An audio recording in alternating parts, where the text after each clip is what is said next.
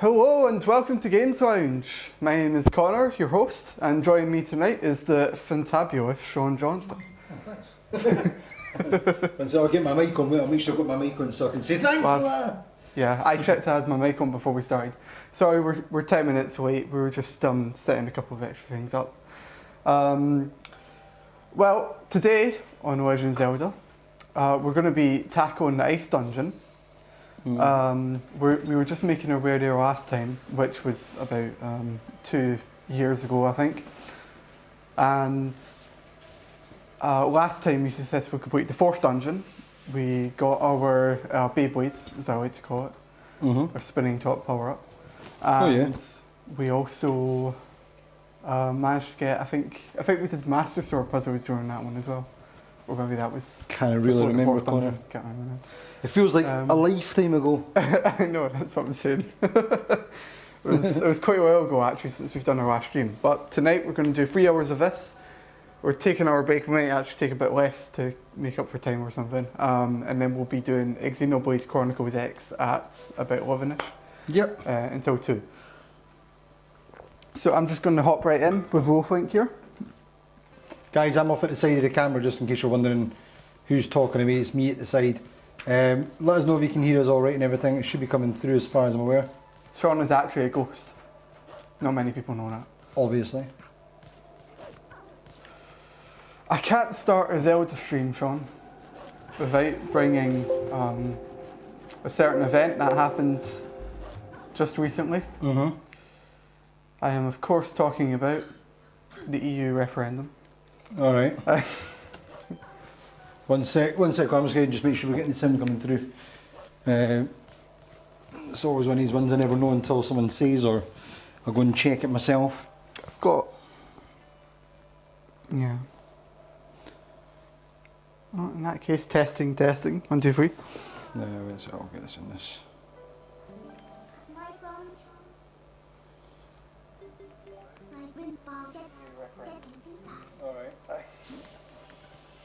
Yeah, we're good, I think. I hear sound, I hear my voice. We're good. Yeah, let's not get too political, but what was you going to say? Well, I was going to talk about how the EU referendum is going to affect The Legend of Zelda and its future. Why is it going to affect the Legend of what? How is it going to affect in case the game price goes up here when it launches. I suppose they could do. They could do. Guys, I'm on the chat things, so if you want to chat, let us know, and I'll manage the chat feed. Yeah, so I wasn't here for the E3 stuff when Sean was here last week, but I'm assuming Breath of the Wild came up many times. It certainly did for about 2 days. They were playing it pretty much non-stop. Looks amazing though. Looks really good. It does look good. Be interesting to see what it's like on the WiiU. We won't discuss too much about E3 because tomorrow, remember we're doing our live stream tomorrow for episode 10, so Kat's going to be joining me for that, and we will be discussing our post E3 impressions, so everything from Breath of the Wild, God of War 4, Detroit, all these kind of ones, so we'll be talking about all of that stuff tomorrow. And we've got our House of Vans piece that you'll get to see tomorrow finally, and we've got an unboxing of this thing here. Is next to me, and we've got a couple of random stories that hopefully you guys will enjoy, so it'll be a bit of a longer stream than normal. Obviously we don't normally live stream the Games Lounge series, but this one, because it's episode 10, we thought we'd try it out, so it'll be a little bit longer, but hopefully you guys can join us and interact with the show whilst we're doing it. And I think this is kind of the format that I'd like to take going forward with the Games Lounge series, is a kind of mixture of pre-recorded segments and a live show, so live discussion where you can join in, speak to us, and then we'll have some pre-recorded bits that will basically play throughout that episode, and you can go and check them out, and then those bits will go up as separate videos maybe later on, so yeah, hopefully you'll enjoy this. Sounds nice. Are you planning to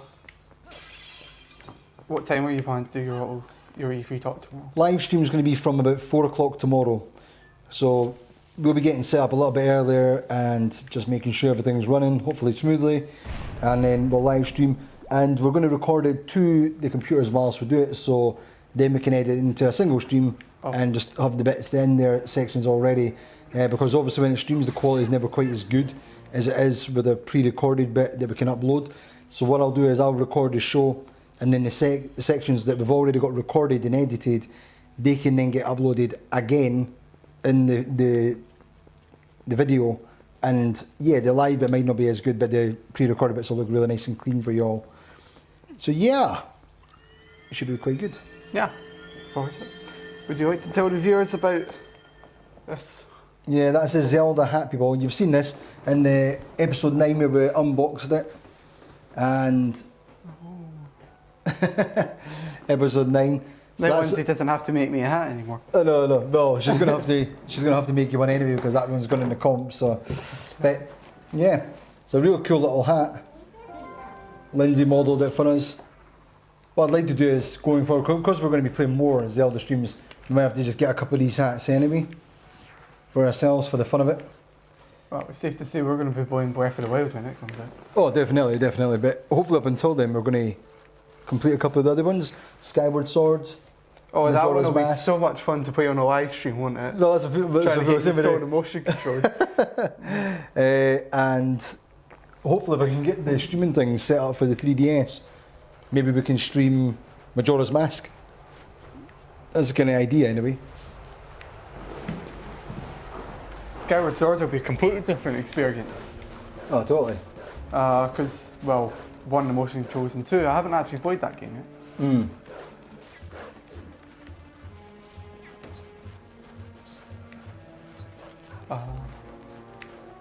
Unlike Twilight Princess, which I have played before, but you wouldn't have guessed it because I'm totally lost. I know we had to, we looked up a guide last time. I remember we had to defeat like the... Oh yeah, we were in this bit with the snowy bit, weren't we? Yeah, we were trying to figure out how to get up from here. Or maybe it was, we went around here and then we were trying to figure out. Did it say you had to go to the trees or something and kill two of those? I thought we did that last time though, I We can't do that? quite remember. The two skeleton-y guys. Skeleton guys? Was there no like skeleton guys I coming thought we from had the to kill ground? the pose. Oh, maybe that's what it is. Yeah. Although I'm back to where I was in the first place and I don't see any difference, so.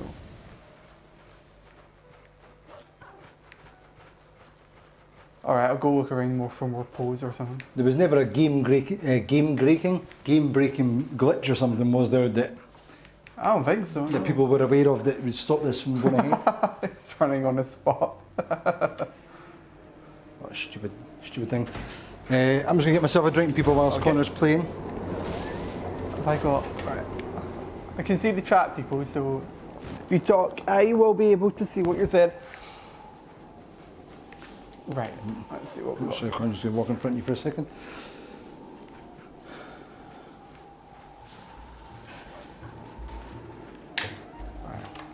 Oh, I see one.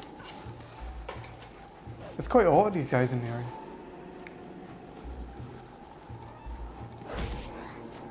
Right, I've killed one. I thought we had to kill two going to the gate. It's something like that.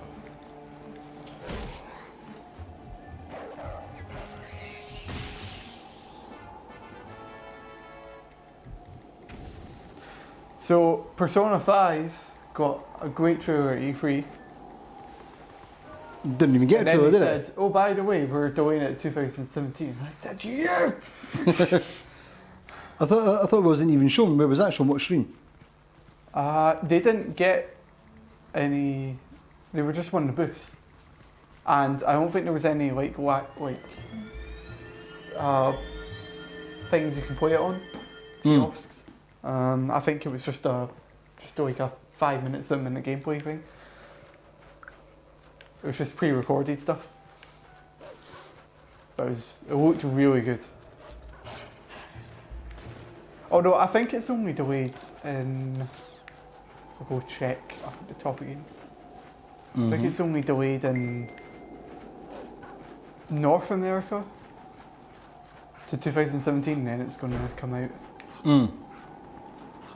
I don't know if the European release has also been put back.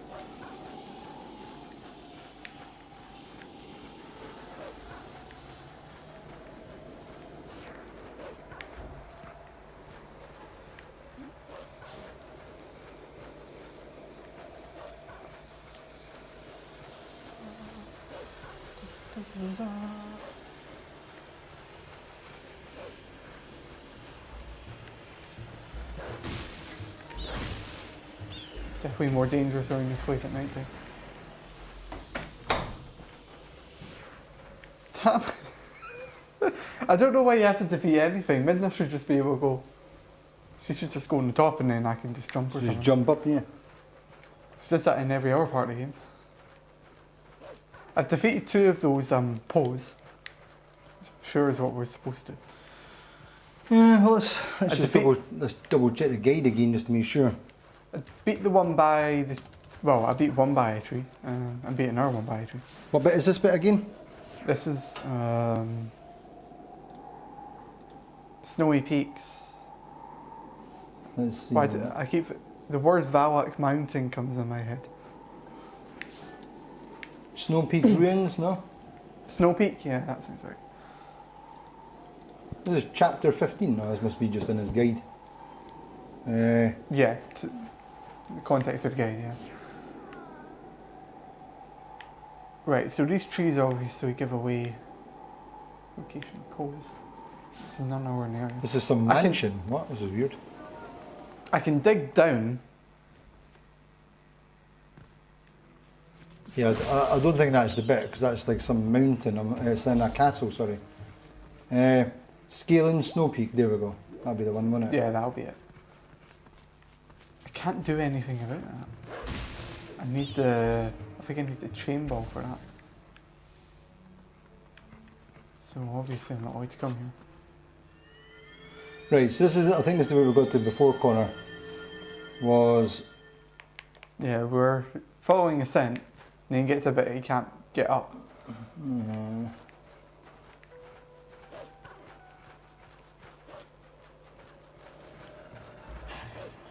So read the whole bit. It says, back at Snow Peak, use wolf-length senses and follow the reek fish scent across the snow and ice.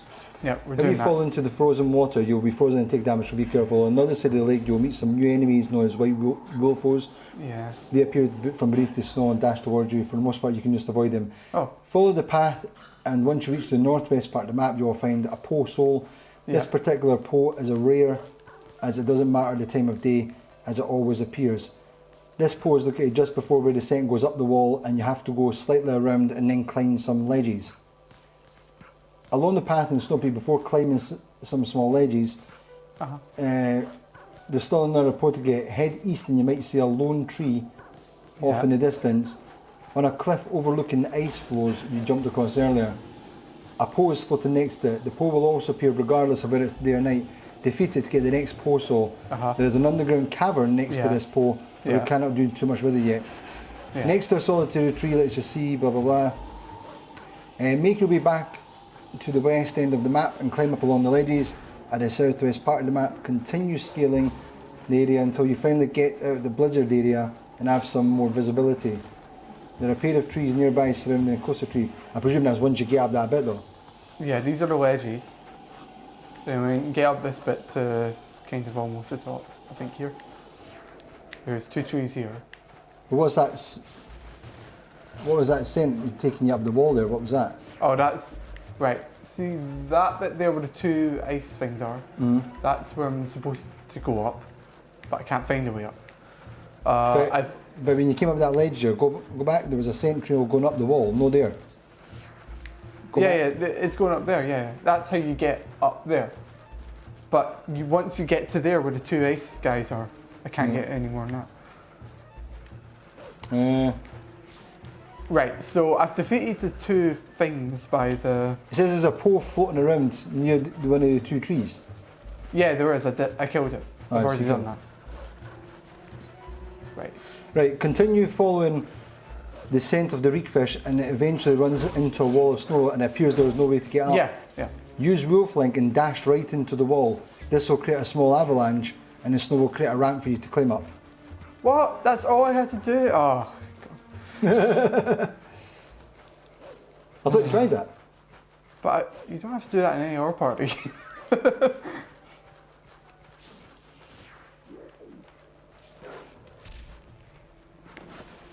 Oh. I hate my life. Hi everyone who's joining us on YouTube and Twitch. Welcome to the show. Are you a Zelda fan? You've joined us at a bit where we managed to get past the bit where we were stuck at last time for about half an hour. So that's good. At least we got past that bit. And isn't that what's important?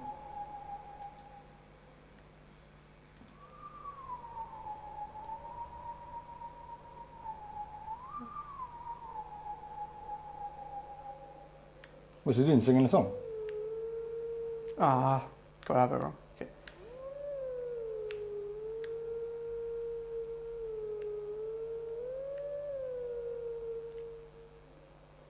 No. You meant the wolf whistle that tune? You're supposed to follow along with the song that tells you to sing. Well, it's not telling me that. There we go. 1, 2, 3, got that bit right. Ah, right.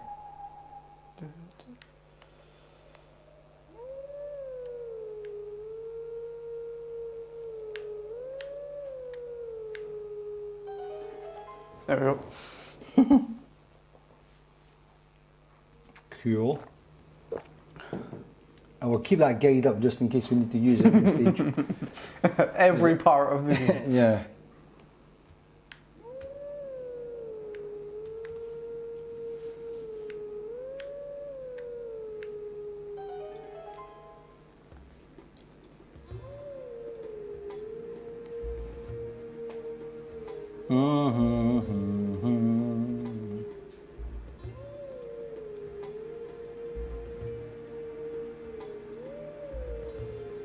He's turning gold now.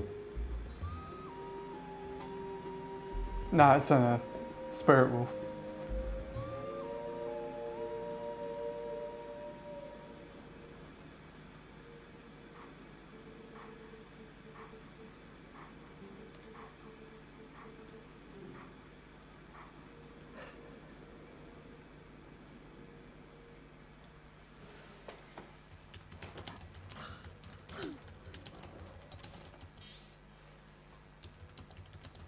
All right.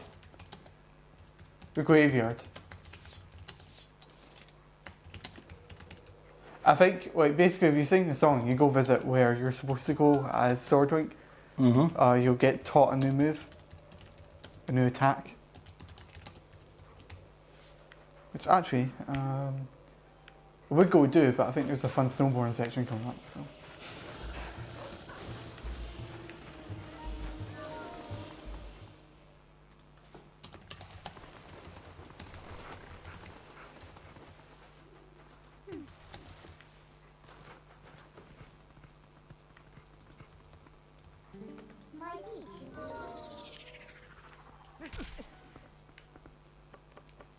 Come on, Link.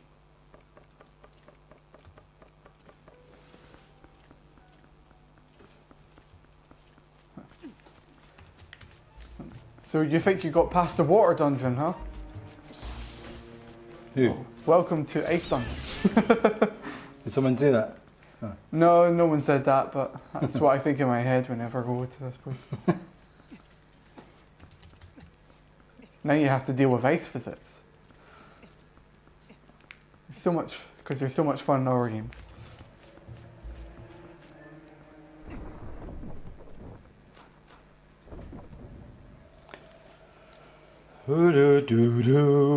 Oh, yeah, there's Mr. Yeti.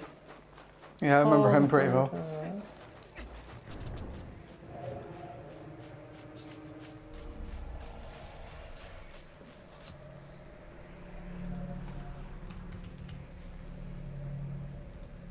Just free this time, huh?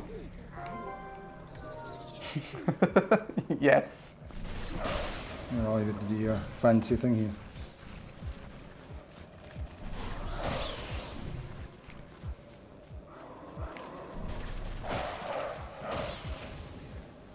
There we go.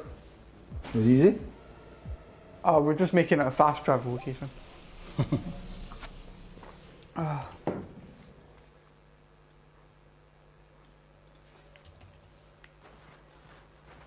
Oh, I better not come to him as I go.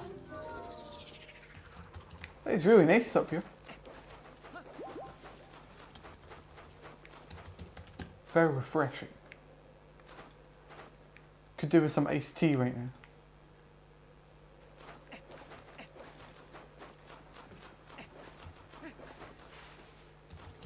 Oh. I'm just gonna momentarily save the game.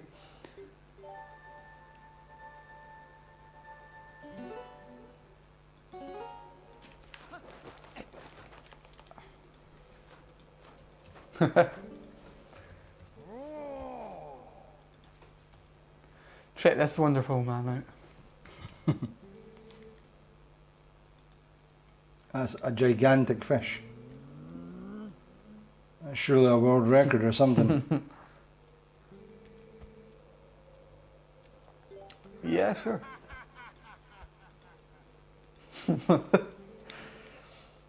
What do you think about the voice acting in Legend of Zelda, the new one? You happy with it? Well, I only heard a little bit of it. But what they have got in there at least. Well, all I heard for voice acting from it was the start of it. She tells you, like, wake up, open your eyes. Yeah. Sounds fine. Fair enough, fair enough. Just adequate, yeah. I'm more interested in the fact that they basically completely remolded a lot of the mechanics. Jump and stuff like that, and open world stuff. And That was the most exciting thing about it. You can jump now! It's amazing! I like the fact that it's like open world now and stuff like that, and you can jump. And I like it. Like it reminded me a lot of chopping down the trees and everything, all that kind of stuff, like Animal Crossing. Oh yeah, I actually thought of Lindsay when I was watching it. Yeah, it's kind of that Lindsay would love. Oh no, she's going to say it's Animal Crossing.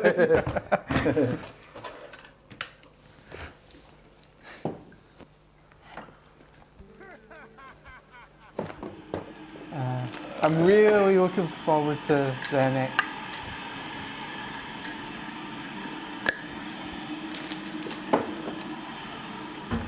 What's that? Really looking forward to the NX. Yeah. Especially it's backwards compatible with Wii U games. I'll just get that instead of getting the Wii U. Don't know how they're going to do that though. I don't think it's going to have a disk drive. It might not, no, if they go with cartridges. Only thing I can think they're going to do with that is, if you see, this is like one way they can link you up with something like the Nintendo accounts or whatever. Is they've got it so before, if you had bought a game and you registered the game on your Nintendo account, my Nintendo account or whatever, you could go in and see all your purchases, so you get your points for it for My Club Nintendo. Okay. Yeah. So obviously they can track your stuff and you can see you've got it. So it could be that if you've bought a Wii U game like this, for instance, and you've registered it, when the NX comes out, as long as you've got this registered, you can say, well, I have got the actual physical version, so you can download for a couple of quid the NX, like download it on NX Virtual Console or something, you know, or the equivalent of whatever it's going to be called. And that way you can still play online, but you've maybe got to do like what Microsoft does, where you've got to have the disc inside the machine. Yeah, yeah. Well, you couldn't do that because obviously I'm saying we never have a disc drive, but yeah, it's an interesting one. I don't know how they would get around it. I think they're going to go cartridges. I really don't think they're going to do a CD drive. But then they could do something along the lines of rolling around at the speed of sorry. This is like this skating on the shield. It reminds me. Failed. It reminds me so much of Sonic Adventure. Yeah, it does actually. Yeah. Section. And this is obviously similar to what they've got in Breath of the Wild as well. Yeah. Actually, my favourite feature of Breath of the Wild is the going on the shield and surfing on it. Like this. Yeah. Oh no. Oh. No. Okay, he just like falls like it's not even an issue. So yeah, well, that's me DD again. Yeah, well, Nintendo have always made their consoles backwards compatible. They have, but like, look at what benefit has it actually been? Well, for the consumer, great. You know, it is. It's like it's fantastic for the consumer, but on a business level, it's not actually served any benefit to them. You know what I mean? On a sales-wise level, because the Xbox with the GameCube sold just as much, pretty much. Yeah. The PlayStation 2 destroyed it and stuff like that, backwards compatibility, I think.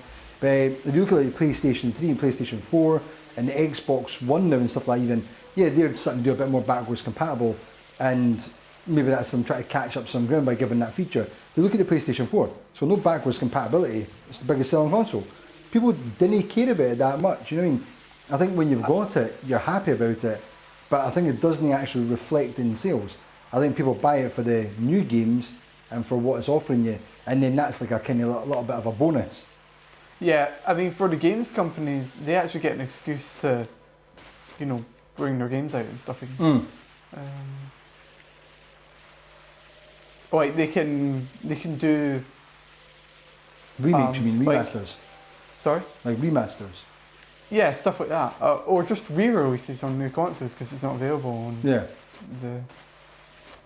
because it's not backwards compatible. Yeah. That's the next dungeon, by the way. And I think that's what Nintendo will do. I think Nintendo will do that kind of stuff is, yeah, you can just, well, look at this. If you've got the original game on the GameCube, you couldn't play it. On the Wii U. If you had a Wii, you could obviously, but if you've got a Wii U, you can't. So people have went and bought this, like me and us. We've got this in here. So this is probably how Nintendo will go forward. They've probably seen the success of stuff like this and other games that have remastered and said, well, why not just remaster the games going forward? People really want backwards compatibility, but they can buy a remaster instead. I mean, just didn't get bother giving it. You know? I mean, I think as well, like obviously making it backwards compatible in an actual hardware level restricts them because then they've got to have architecture that can do it. Well, yeah, they put the original Wii into that thing. Aye. Well, now they can do a completely fresh start, essentially. Well, the console, they didn't have to worry about a disk drive in it. They didn't have to worry about backwards compatibility. What you're going to get eventually, though, is some remasters of games, and you'd be like, wow, that looks amazing on the Wii U, the NX, sorry, because it's got all like fancier graphics and stuff. Yeah. So, I mean, I agree with, I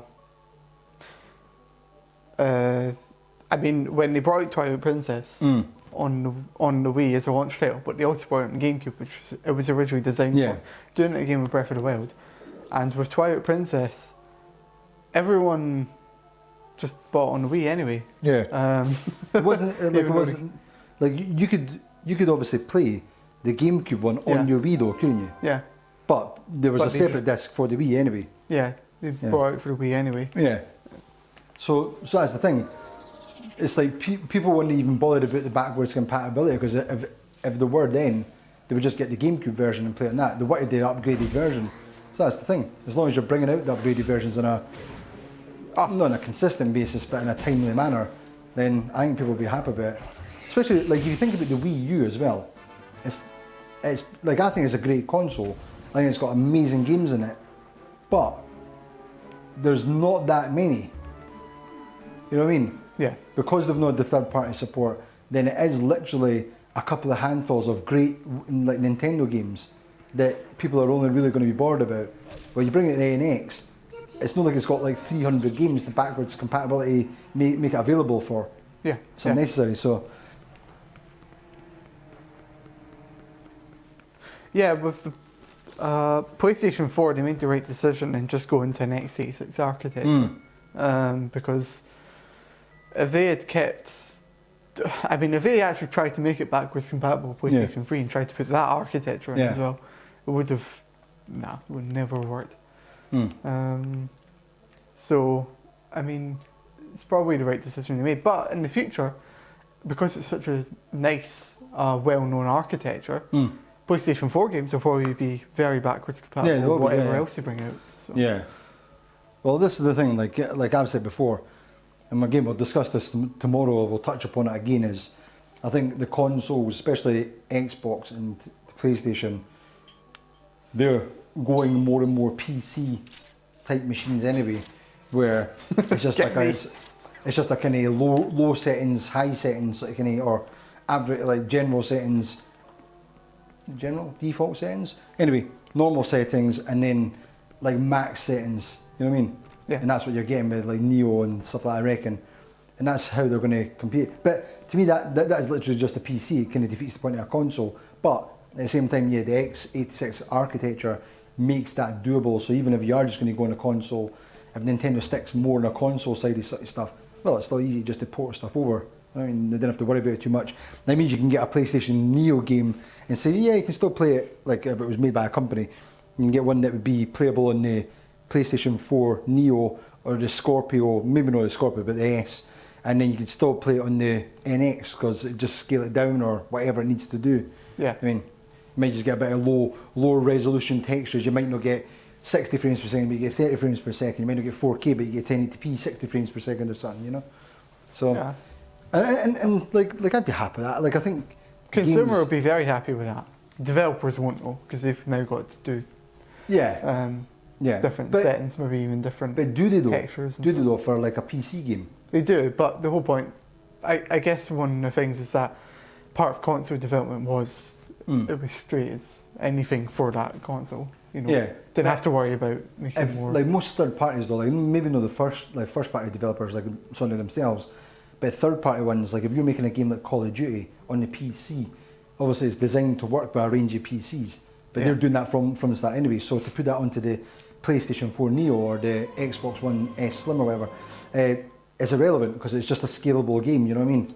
Anyway, they've already made it scalable. So I think if the machines are more like that, like PC wise, then it's probably not too bad for them. I think if you're saying you've got to make a PlayStation 4 like separate version that's completely separate and the PC version, then you're starting running into problems. But as I'm saying, I think they're trying to go down the route of making it more PC-like, where you can just make one game on PC using that system, and it works across a range of different machines. It doesn't matter what machine it is. If you plug it in, it'll just automatically adjust based on your settings. If you turn it fully up on that machine, it'll run like shit. If you turn it down, it'll run well. Yeah. I mean, Yeah. so you don't have to worry about it. But they're interesting one. But for Western companies, they're going to have a more difficult time. Hi Hoops Gaming, how you doing? Oh, didn't notice that there. Is that the YouTube? Yeah. Yeah, that's the YouTube stream. Hey Hoops, you a fan of Zelda? I'm guessing you are because you're watching this.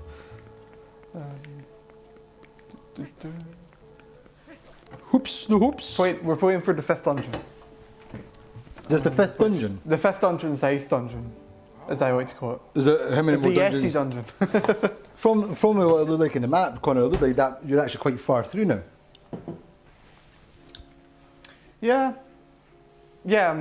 Yeah, more than halfway through now. Yeah, definitely. Not too bad, not too bad. We're good, Hoops, we're good. We're just catching up with our streams again for Zelda and for Xenoblade Chronicles X a little bit later. I'll let Connor tell you about it though. Yep, we I'm play off at the Zelda side. for 3 hours, and then we take an hour break, and then we play Xenoblade Chronicles X on the WiiU. And God, that crock pot is great. It's making me very hungry. Oh well, that's what happened to the fish that you saw earlier. Soup for her.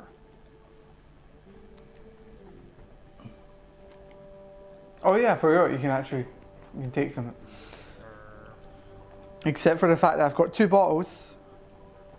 One's got a fairy in it, which I really want, and the other one's got, I think, oil in it for the lantern, which I really want as well. I think. Yeah, this guy's got this as chapter 14 out of 22 chapters, pretty much. So you're like 2/3 of the way through. 3/4 of the way through, sorry. Oh man, 3/4. If you take into time how much time it takes to complete each dungeon, I mean, we're going to be lucky if we get through like 1 dungeon per stream, because we have to do a bunch of side stuff to get to the dungeons in the first place. Okay, I'm gonna.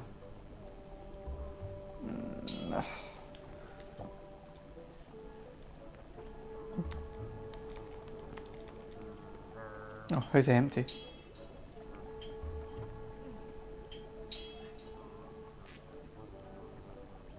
I don't want to use up my fairy. The fairy revives you on death. Like if you die, and then the fairy will recover you. Do you have to use it for like the soup or something? Is he asking you to cook it? Could Yeah, be fairy. but the soup could be quite good. I can't remember what the soup does. Feeds you. Yeah, I know it feeds me. Yeah, I saw news about Breath of the Wild having Monolith Soft helping out, and I thought, well, that's not really a surprise. It definitely looks like they took a little bit of inspiration from Xenoblade. Mm. I've decided to call it Legend of Zelda Xenoblade. Legend of Zelda X. Yeah. Legend of Zelda.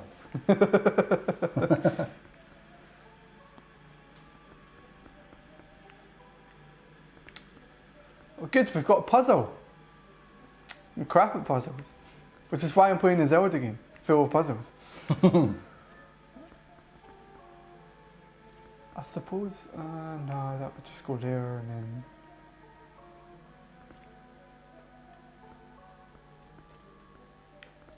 I think I need that one to do anything with it. Is there a way out? Yeah, that looks like a way out.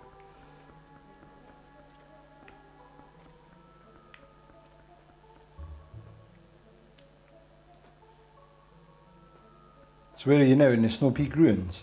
Oh, Yeah, sorry, it's cool. yes I am. So yeah, you're on part 15 now of like 22. Based on this guy's guide, which seems to be pretty decent.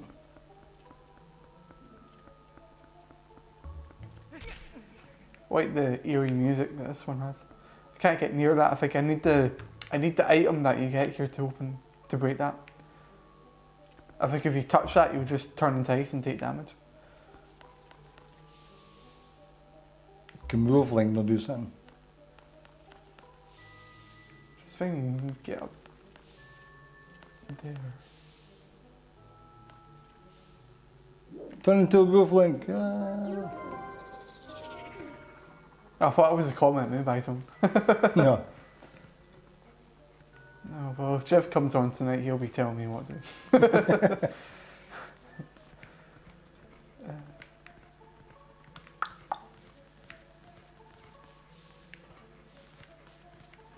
Well, obviously, if I just stand on the switch, nothing happens. Oh, it does.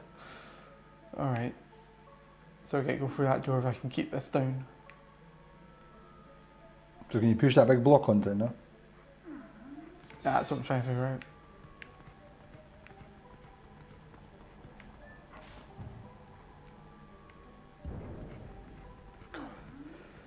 Ice puzzles reminds me of the good old days of Pokemon. I know how to do this. You push the wee small one down. Small one? What small one? Oh no, it's a big one. I thought it was a small one. So there's two giant ones there, isn't there? There's two big ones you can push, obviously. So Yeah, what if I piled them all up? no. So that one you were pushing before, put it back to where it was.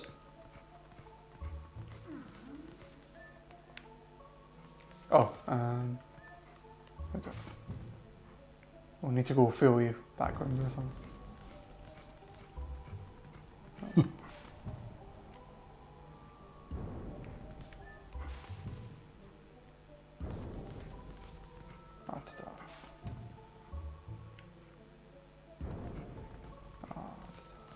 Yeah, push it down and push it along to the side so it stays in that wee nook.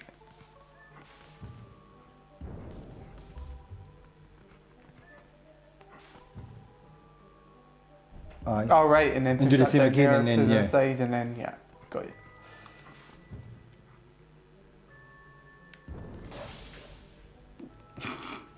Is that you skilled yourself? Ah. It wouldn't be surprising with that.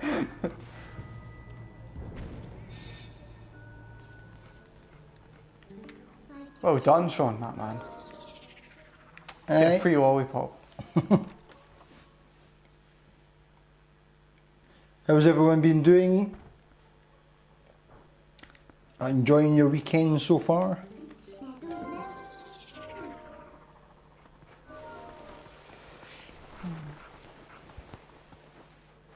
I'm looking. I keep on talking about E3. Oh, you're going to have to save it until tomorrow. Save it for a stream tomorrow, Connor, and join us online. And you can join in the conversation. Why don't you just come over? because there's only 2 microphones. I need to get a third microphone at some stage, and then have 3 people sitting in the seats so we can do it properly. Because it does. We're going to do it before. What's that on the ground? Oh, there's a chest or something.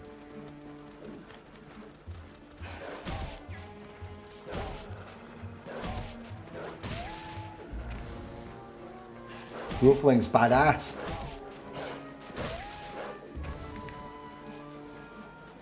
Nothing like spamming the same button over and over again. Ah! Spamming the same button didn't work.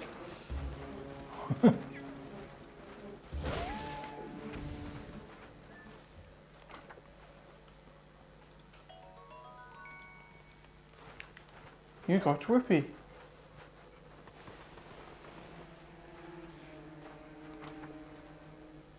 Dun, dun. You got a key. Who is it? Who is this person who keeps hiding these keys in all the games? Like, it's just put in this random box.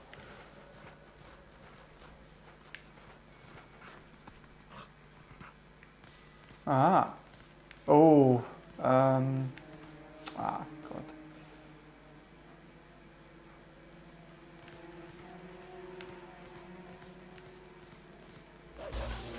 Ah! I wasn't going to get through that.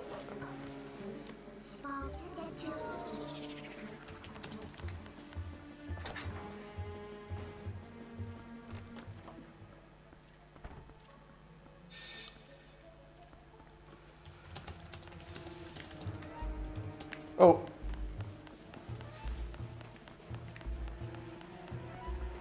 Oh. Oh, I didn't realise how much damage these things did.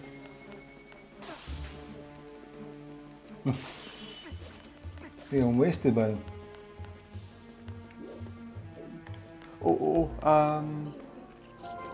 No, not you, Binder. I meant...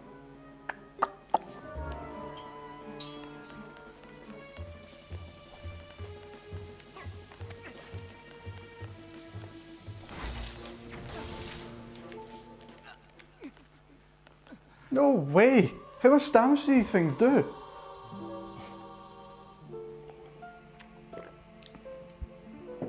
And Dwight died. The end.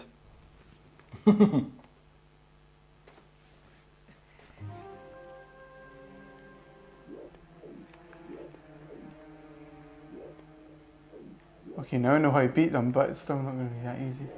With only 3 hearts.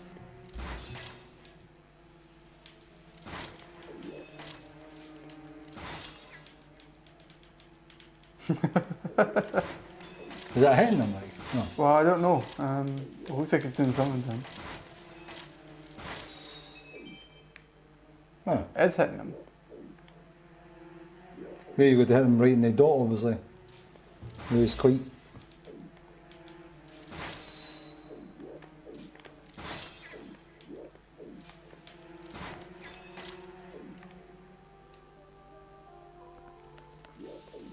I think I can afford to know.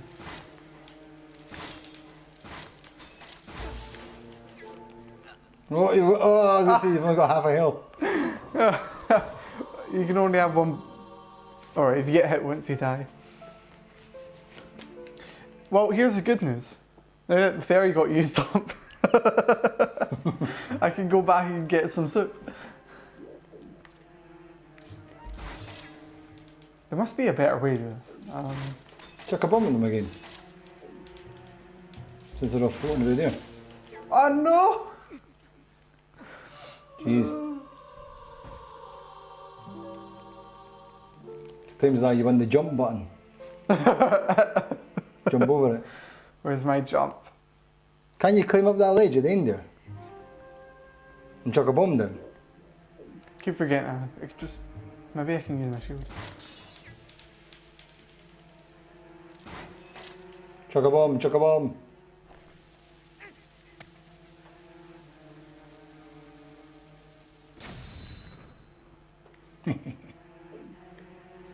That was a slightly sinister laugh.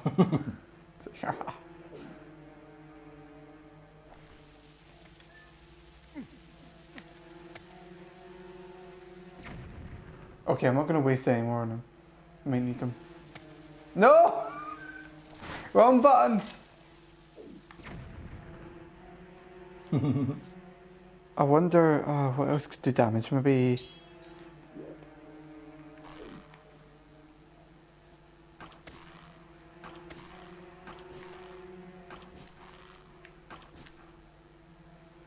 That'd be no. Try and hit him right on the red dot though.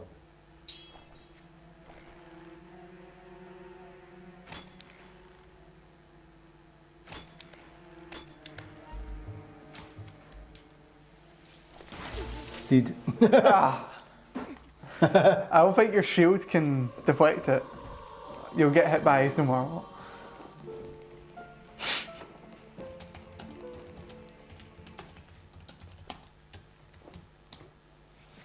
Do you know what's worse? This whole room's locked until I kill them. This whole room is locked until I kill them.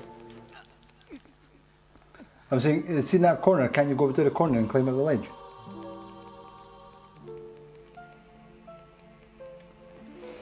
I'm thinking you can climb in this game, maybe you can. Well... Exiting narrator.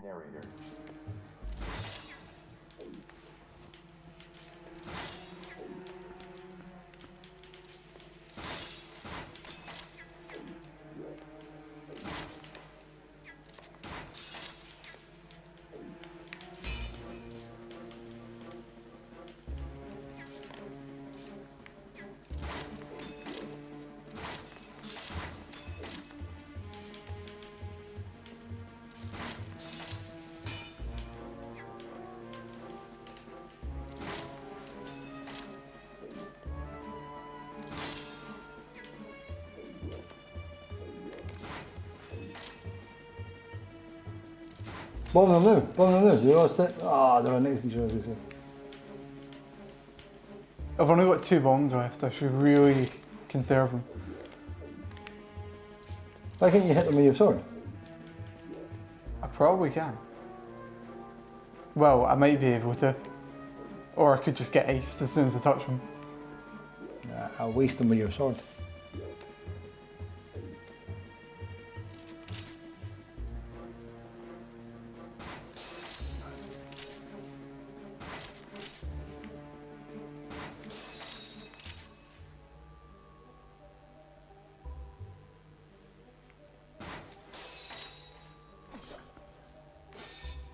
So you just try to hit the red bits on them? I didn't even hit the red bit on the last one. It still exploded. No, I couldn't. Aye.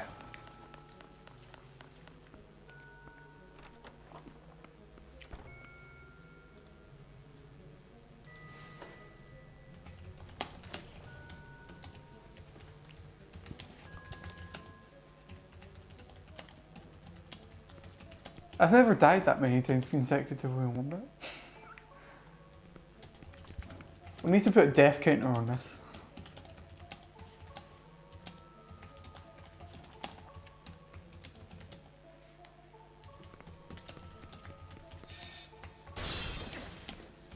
Uh oh.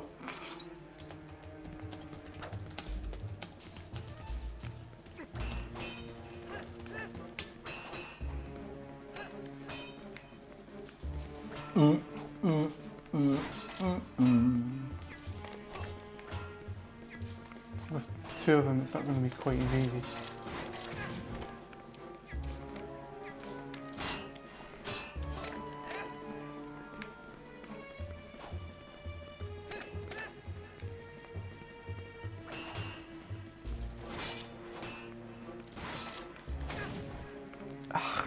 Wrong one, stop.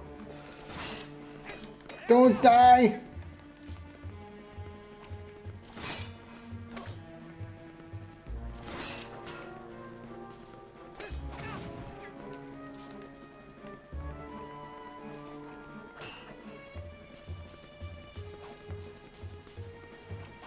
What's the back They get ice too close slice? to me, I can't use the bomb. What's the back ice slice? What's that? I don't think I can do that yet. I've not got the ability to do it. You should have.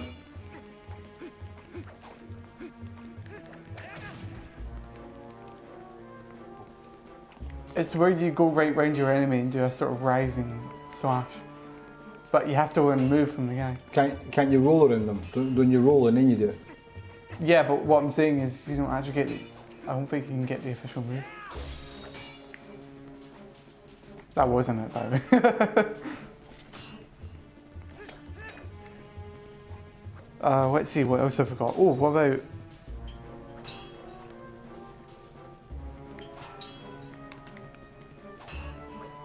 So when you go I don't to know if attack, this will work, but I can give it a go.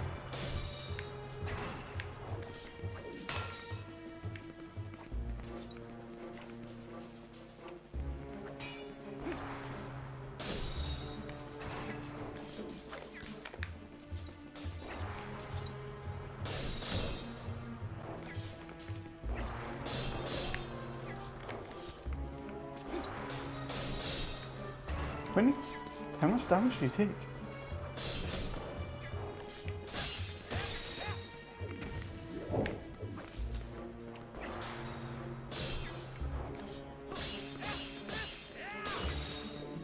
nice. Nice.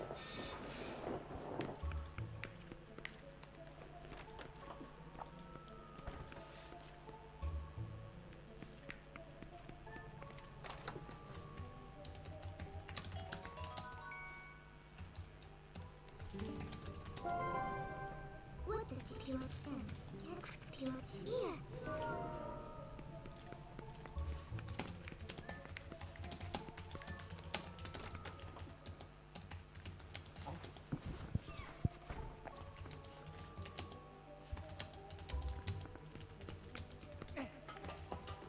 Oh, I see, that's what this leads to. Is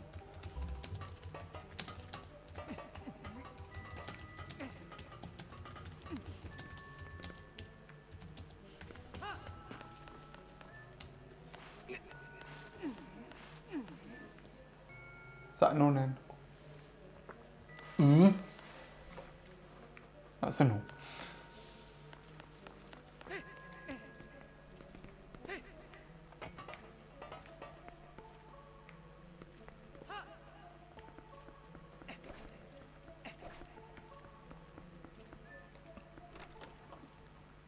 Maybe I should go back and learn that move.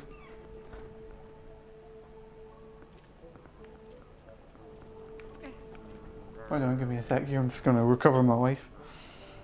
Did you get the Ordum pumpkin? Yeah. Yeah, right. Yeah.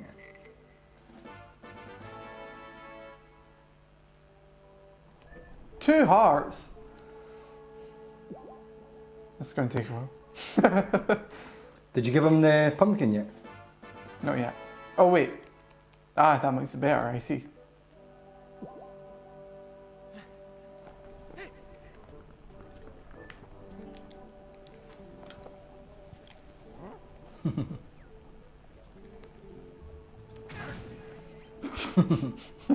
Could have just asked you for it, it's a bit harsh. I like how you just put the whole pumpkin in it.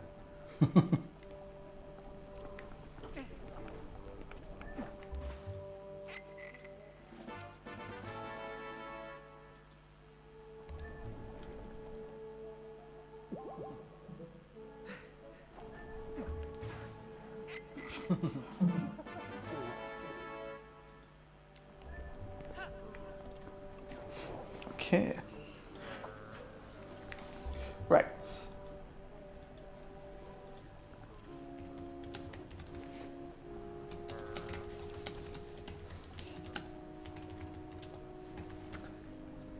Start Thinking, should window. we go back? Exiting narrator. What was that? I'm used to my Mac when I like copy and paste things. So sometimes when I'm on the PC side when we're streaming, I press the wrong button and it sets off the narrator thing. It's like, oh! Starts talking, narrating. What's wrong with you, man?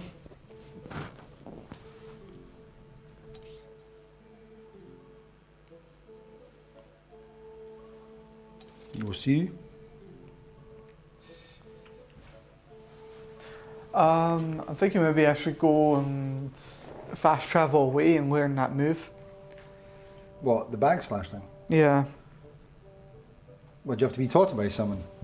Yeah, you have to be taught it. But when I fast travel back, I think I've got to. I think I've got to go all the way down the slope again to get back here. Mm-hmm. But then again, it would give me a good opportunity to get more bombs and stuff. All right, then.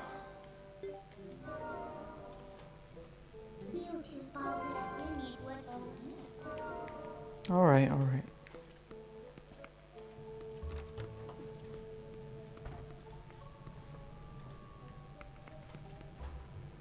Hey, there's that. I wonder. Gonna try something out here.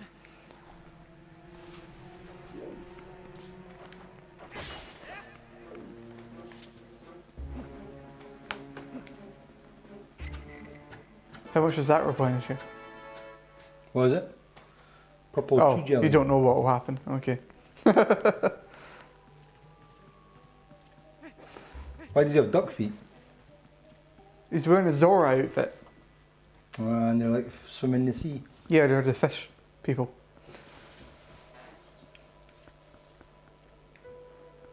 Yeah, I think Breath of the Wild is definitely going to be a big change. I mean, this place looks, I mean, it's got some nice colouring and contrast to it, but it's pretty lifeless, isn't it? I just hope that, I mean, as you say there, this is pretty lifeless. That was one of the worries from people from E3. They were worried that there's not much happening. But I think, obviously, we're seeing it without any villages, any of the NPCs and stuff there. Yeah. So hopefully once I've got all that stuff added in, it looks a lot better and feels Sure, a lot more alive. Especially if you've got Monolith helping them out. You saw how life all, because you know what he does. Ian G says, who's the new guy? Ed Sheeran?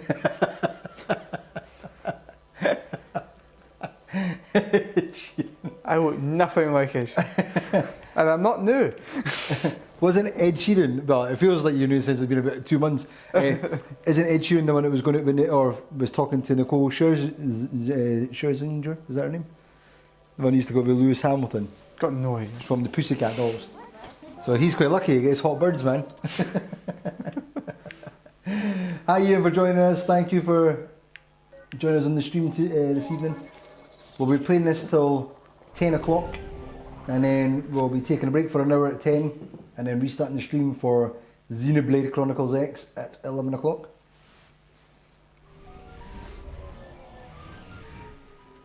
We were just discussing some of the E3 stuff for The Legend of Zelda Breath of the Wild. By the way, I always find it hard to say that, Breath of the Wild. It's going to take a bit of time to get used to it. For some reason, there's something, it makes it difficult to say. Well, I think it's because like you're like Breath of the Wild. It's not that hard. No, it's easy to say in the sense that speaking the words Breath of the Wild, that's fine. But it's like your brain is comprehending that it's meant to be something else. Like if you say the wild, you didn't think of Breath of the Wild. You know what I mean? No, you don't think Zelda Wild West. Well, you just, like it's just two words you just didn't put together. It doesn't seem like it. Breath of the Wild. It seems weird. You know what I mean? Yeah. If you say like Adventure of the Wild or something, or Into the Wild, then that would make sense. Or Breath of Freedom, or Breath of Adventure. You know, I don't know. But it seems weird saying Breath of the Wild. Even Breath of Wild makes more sense. Seems more right. It just seems weird when you say it. Anyway. The Legend of Zelda Breath of the Wild. It is a lot to say. Talos, Breath of the Wild. Twas. The Legend of Zelda. Talos. T-was. Talos, Breath of the Wild. What did you guys think of Breath of the Wild on the Treehouse event? Did it get you excited for a new Zelda game? I'll be really interested to see what difference there is between the NX version and the Wii U version. I know they said it's going to be essentially the exact same game, but obviously on a visual, technical level it'll be better. So I'll be interested to see what it's like. Because there were still bits, even in this one, when I was watching the streams, just on a technical level, not on the game or gameplay, on a technical level, bugged me a little bit. like things with the trees, like when you cut down the tree and the tree falls and it's got like 4 like big leaf bits that try to make it look like a 3D tree, you know what I mean? So the branches or whatever, instead of just being like an actual organic looking tree, you can see it's just flat textures to make up the leaves. It's like, that's a bit annoying. But Yeah, but it's also an E3 demo. well, exactly, it's 9 So- months away, so it could get improved. But from the look of it so far, I don't think they're going to improve that stuff.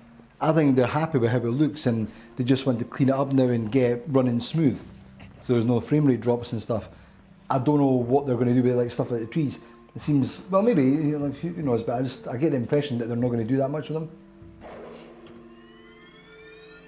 But that's where the next version might kick in, and maybe instead of just having 4 flat textures for some of the fir trees or pine trees, you'll have 8 flat textures. Well, I think it's Zelda. They always put their best into it. But do they they'll though? have it. But do they though with graphics and stuff? Like, I know this looks a lot bit better because they've tweaked it and everything, but even here, if you go and look at some of the trees in here, I bet they've got like quite flat generic textures for some of the Probably stuff. go with the trees, yeah. Yeah, but that's what I'm worried about. Stuff like that, I think that's the kind of stuff that makes it. You know what I mean? If you've got a graphical style, I'm pretty sure in Skyward Sword they fixed some of that because it was more like a sort of painting, and they made it look a little bit more sort of stylistic. But I think in this new one, it doesn't look like they've done a that sort of choice because it looks right from a distance. When you get close to it, you notice it, and you're like, I can't quite remember what the lore behind this guy is, but I think he's supposed to be a previous Link really? who's teaching you the old ways. Do you know what it looks like? Did you ever play Eternal Darkness? Oh, that was the GameCube game, wasn't it? Yeah. He looks I've like seen it, but pious. Whatever his name. What was his name again? He looks like him a bit. Pius Augustus. I or don't something. want the shielded tag. I want the spinny one. Pius Augustus. That was such a cool game, by the way. Eternal Darkness.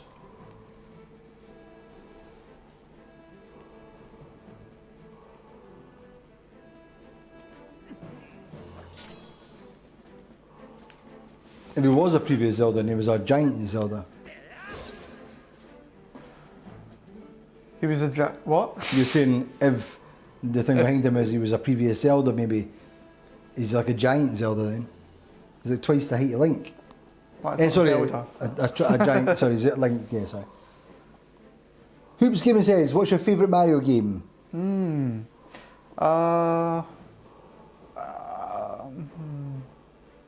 Are we talking about platform games or all Mario games? Favourite Maybe platform game first of Mario?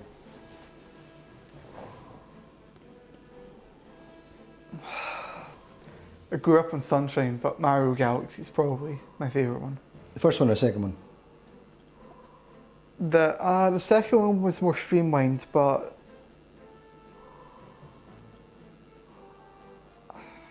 probably the second one because it's actually got more variety in the worlds. So Super Mario Galaxy 2, and if we're talking about Mario games in general, so we're including Mario Kart 8, Super Mario Maker, anything else with Mario in it, Sonic Olympic Venture or Sonic and the Olympic Games, Mario and Sonic, sorry, in the Olympic Games. Like any Any game that's got Platforming Mario. any game that's got Mario in it. So Paper Mario, all these kind of ones.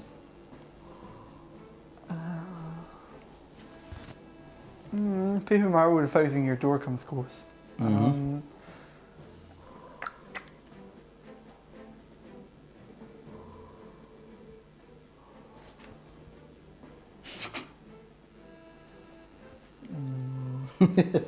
Right, we'll go with that then.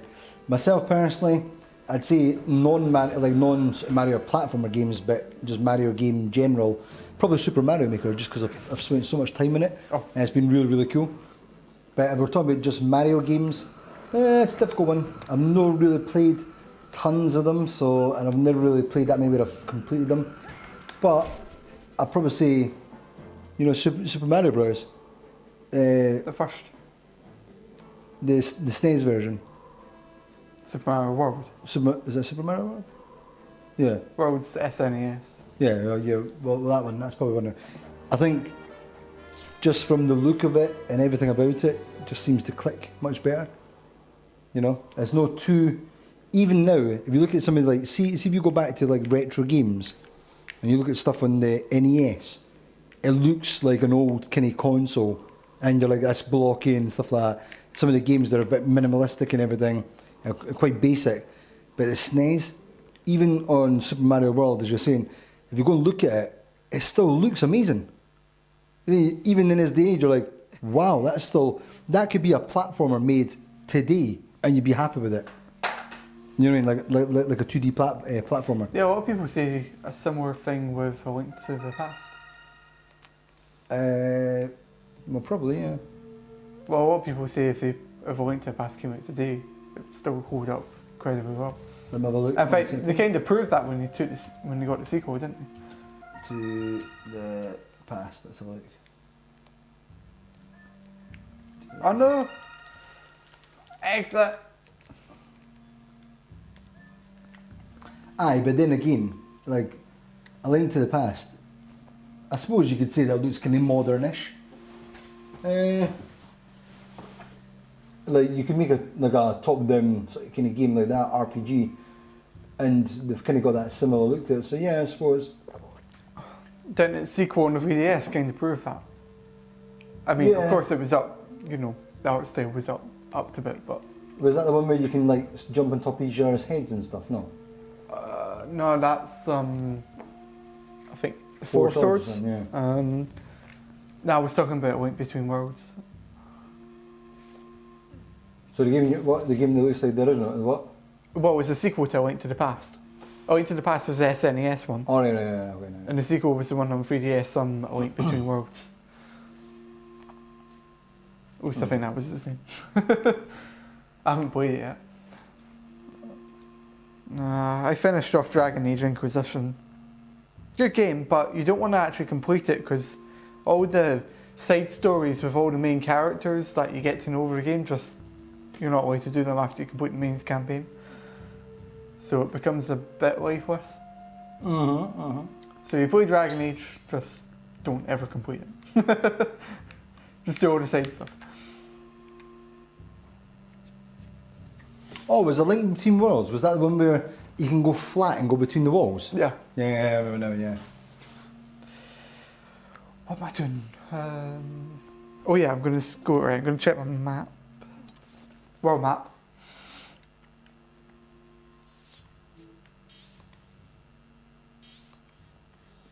I suppose. What about yourself, Hoops Gaming? What's your favourite Mario game?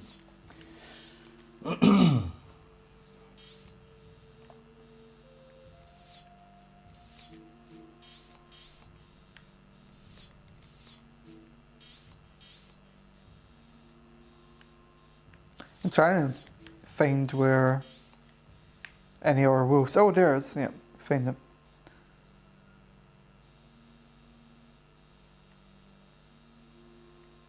Alright, okay. Just before Hyrule. But nah. Warp. Right.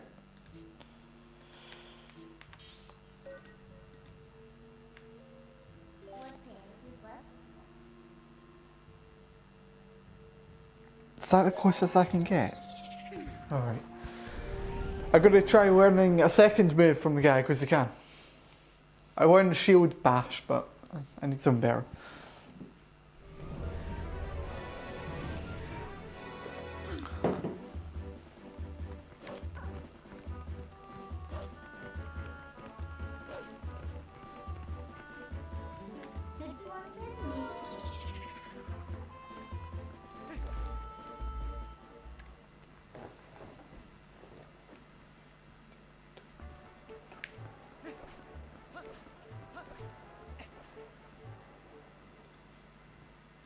It still bugs me how this whole town still has like loading between each area. Well, again, hopefully this is all going to be eliminated now going forward with Zelda games with Breath of the Wild. You know, they're saying it's like a full-on, like, based on what Breath of the Wild looks like, imagine this, like running through a village, it's massive, there's no loading bits or anything. Yeah. And you have all these NPC characters and more looking much better models and everything. Do you think it'll be as big as Chronicle X World? Oh, you seen the size of it? Have you seen like I saw the outline of it, yeah. It looked The map? absolutely massive. well, they're saying it was like that part you were looking at was 1%. The bit they were playing inside that demo was 1% of the overall map. So it's gigantic. So I don't know if it'll be as big as Xenoblade Chronicles, but the fact that the Monolith Soft are working with them, then I think that's probably what they've been working on, that part of it, making a scalable world, or a world that's kind of that big, but you can walk through it without having to load up and stuff. Yeah, I think their programming skills are definitely going to be a help to them. You could definitely see the stuff, like you could definitely see in bits of the game when they were showing the demo. There was bits where I was watching it and you could see the, what do you call it? Oh, what's it called again? My brain's gone blank again. Procedurally generated parts. So you could see from a distance the line of detail, sort of the level of detail as you got closer was increasing and sort of gradually getting better and better the closer you got to trees and stuff. So that was quite interesting, but that's obviously what Xenoblade team is really good at, is working that kind of stuff, making a world that you can see from far away, and as you get closer and closer it gets more and more detailed, builds up that level of detail.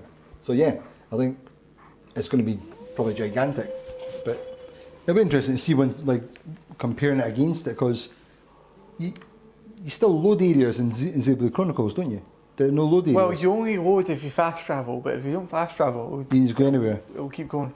Like you can go back, if you were to fly over into the main town with your mech or whatever, it still won't load it. I mean, it still won't go into a loading screen. It'll just keep going. So if you don't fast travel, it'll never load. That'll be interesting to see. But obviously, it makes sense, fast travel, and it'll have to now load a completely different area, which it wasn't able to before. Because it gradually loads it as you go. I have to admit, I was playing a bit of The Witcher 3 the other day, and Did you get a Zelda vibe from it? not really. But I got a Dragon Age vibe from it, but not a Zelda vibe. But like, if you look at the detail in The Witcher 3, and I can understand a lot of people would then look at Zelda Breath of the Wild and think, well, actually it's quite simplistic compared to something like The Witcher 3. Which I don't think even had that big of a team compared to our games, compared to games of that magnitude. But at the same time, Witcher 3 has a realistic look to it.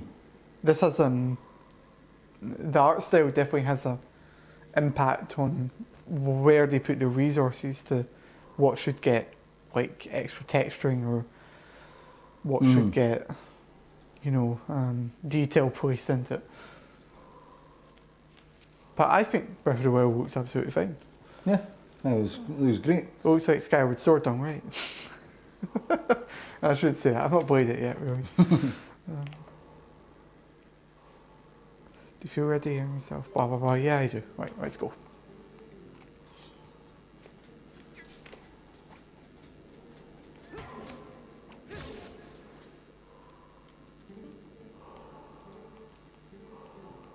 The back's ice. Alright, once we've heard this move, we'll head back to the dungeon, okay? Okay. Okay.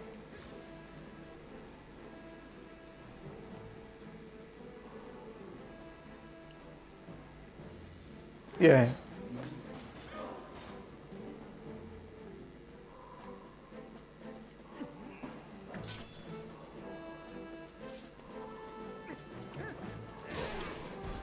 That's the back space.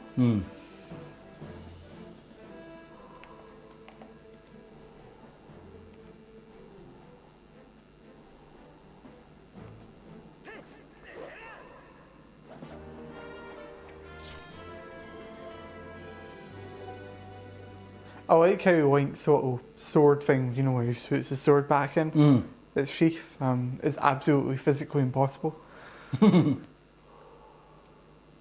Yeah. What you don't see is under his tunic he's just got slashes all over his back. He's just all cut up to like... Okay, right, I'm going to head back to the Ace Dungeon. No, not to warp.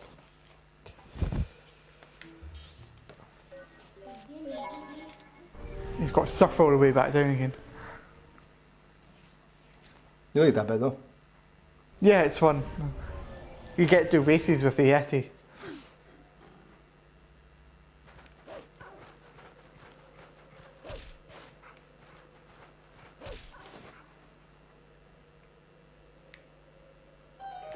This time we get to do it at night time. And we've got to be human for this. I've got to say, one of, believe it or not, the water dungeon isn't my least favourite dungeon in the game. There's actually 1 hour dungeon in this game that I hate even more. Really?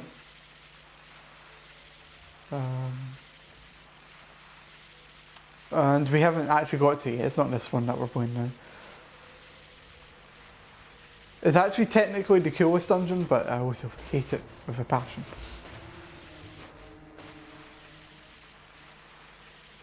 Maybe it won't bother me as much now. Oops. Dun, dun, dun, dun, dun, dun, dun.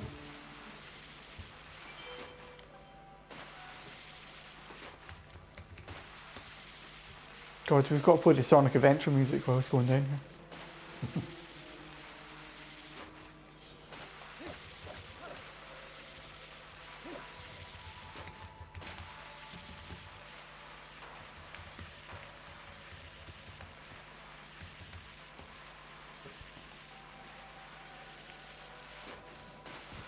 Goddamn email. What's going on inside?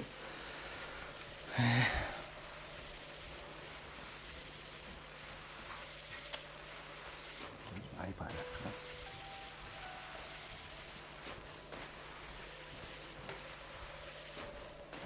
Did...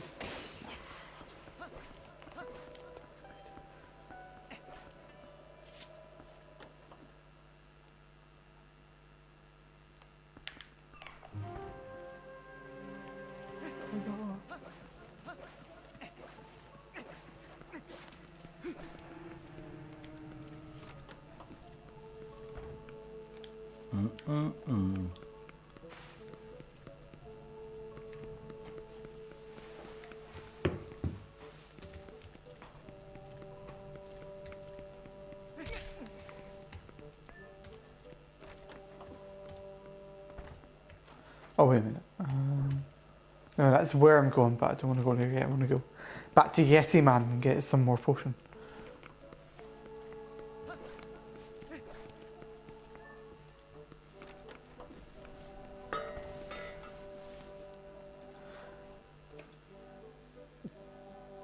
Ta-da.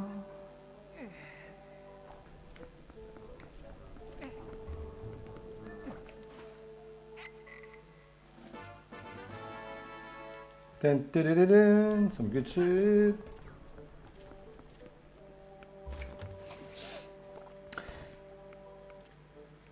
You know, I really like how at E3 they basically showed off like 2 games. Yeah. Well, three. We've got one. In fact, there was a couple of other ones as well, though. There was a couple of others, but they mainly only showed off Pokemon and Zelda. The Pokemon Go, though, I thought that was a bit bollocks, to be honest. And the fact that they showed off that little adapter thing, the Pokemon Go band thing, and they're wanting £35 for it, are they mental? Oh, the mobile game, yeah. Yeah, the mobile game, Pokemon Go, but they've got like an app. It's like some stupid little app. Sorry, they've got like a little bracelet thing that you wear. It's got no screen in it, nothing at all, and it's got a little light that if you've got it connected up to the Pokemon Go app, which you're only going to download that if you're going to play it on the bloody phone. But it means you can collect Pokemon and you press the button, and if you catch one it'll light up if you caught it and stuff. Who gives a toss And I want in 35 quid, it's not even got any, it's got the most basic tech in it, I assume, for what it is, and they're wanting £35 for it. Even the Pokemon, sorry, even the Wii Fit meter was like half the price pretty much. And that had a screen on it, even like a Tamagotchi style screen. I can't believe they're wanting £35 for it, it's unbelievable.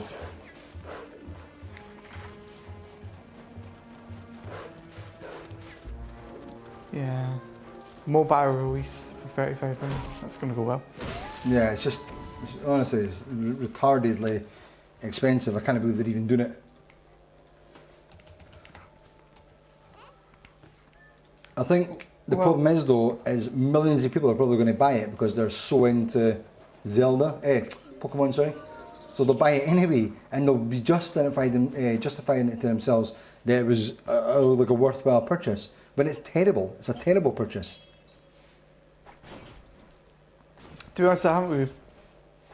Oh, I see. Ah, I see. Oh yeah. Oh wow. Oh yeah. Oh yeah. Ooh. I don't really care much about the mobile game. I care about Sun and Moon, which look interesting, but not. I still haven't seen enough of it, to be honest.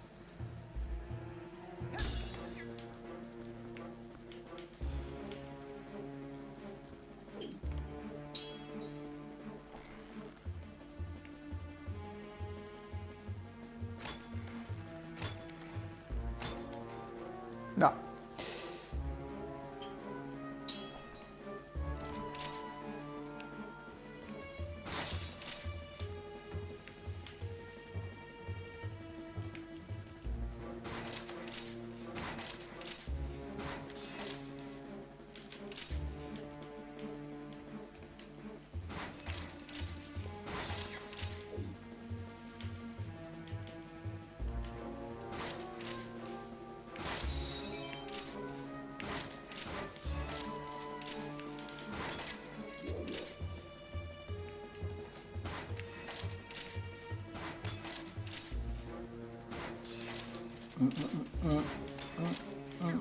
Whoops.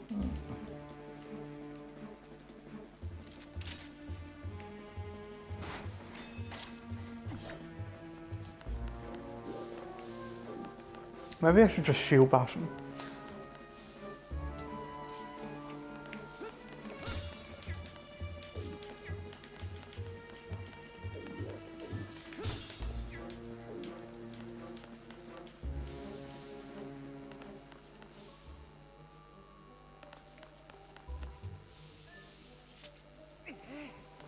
Where am I supposed to take this? Oh, around the whole thing, aren't I? I wonder if I can just throw this cannonball on them.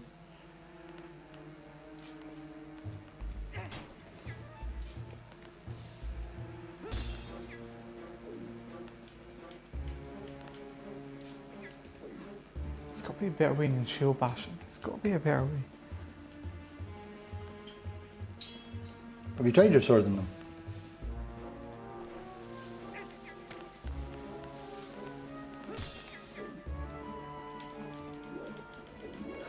The bomb can get diffused.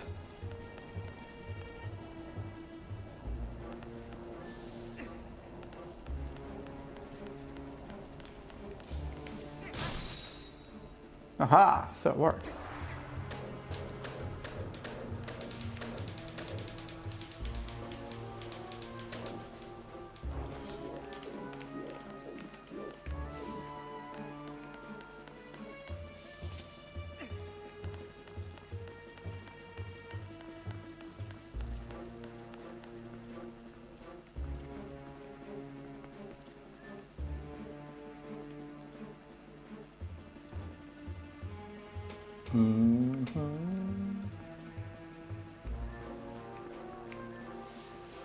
That is up at 271 followers now.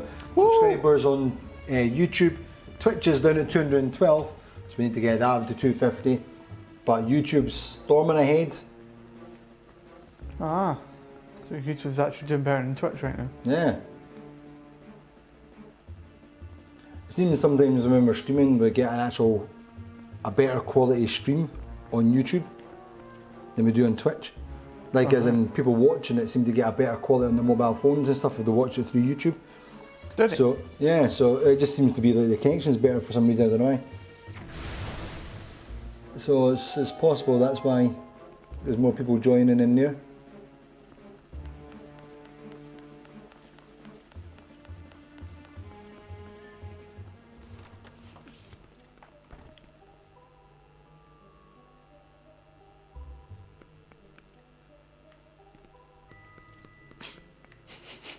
I hate these things.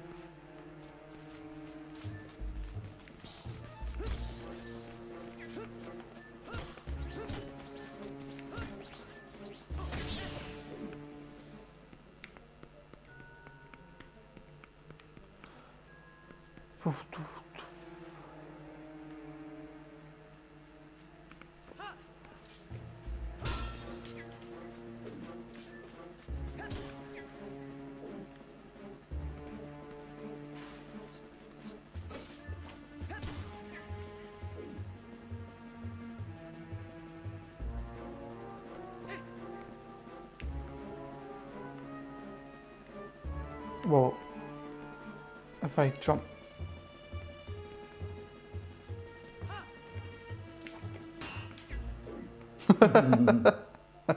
It's quite funny. What's going to happen is you're going to open that up door and there'll be another one in there. Ah! What was that? He gave you a letter B? Oh, that's part of.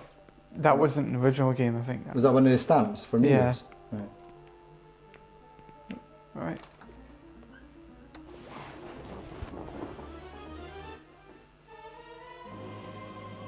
Way!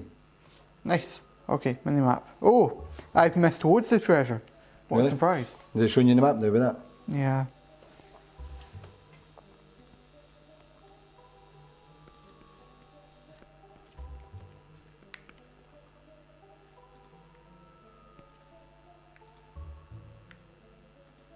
Okay. Well, it's great that I got the compass, but now what do I do? I obviously don't want to fall down there, since there's a bottomless pit.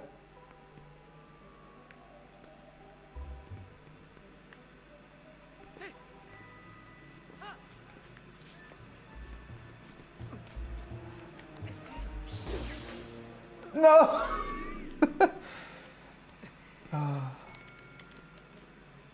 Oh, I probably should have just done that since it just respawned me back at the start. Nice.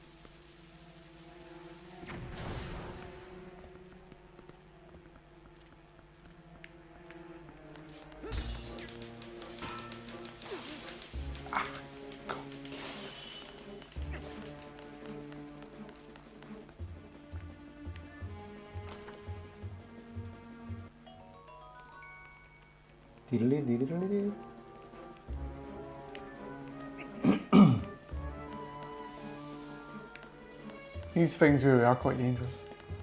I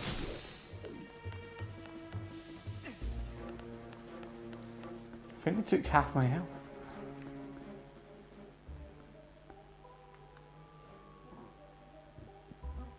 Oh, let's see, where am I right now?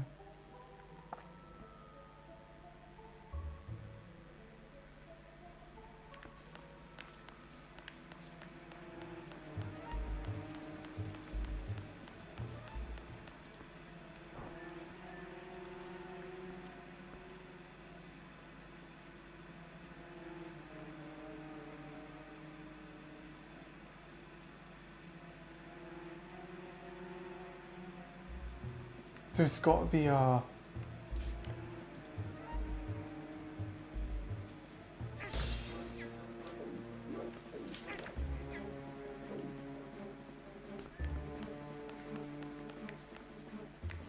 There's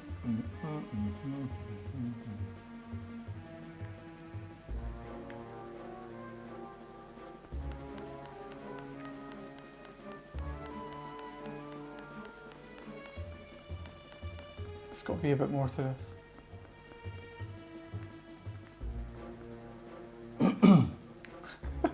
Oh, just waiting here for me.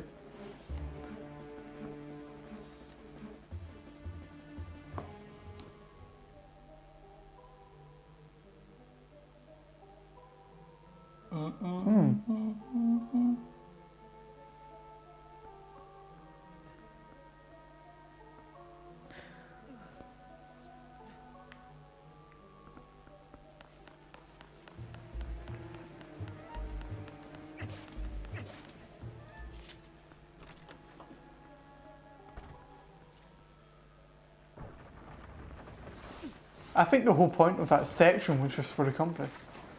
I don't think... I think it was supposed to go through here. Or try to get through here.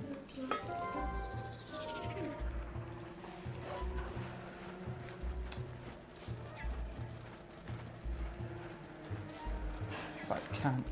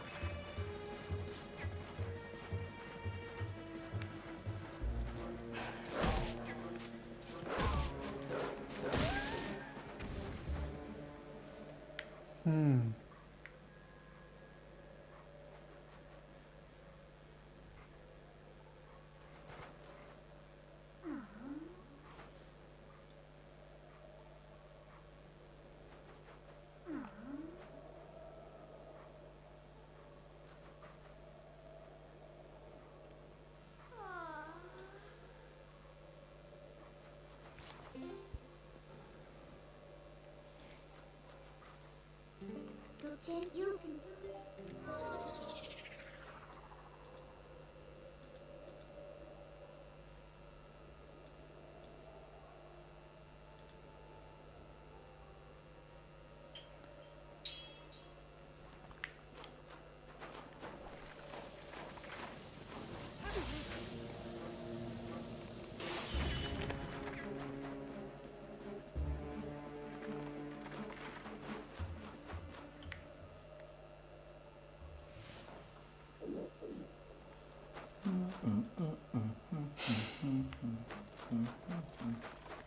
Oh, no, I don't think I'm going to get anywhere with him.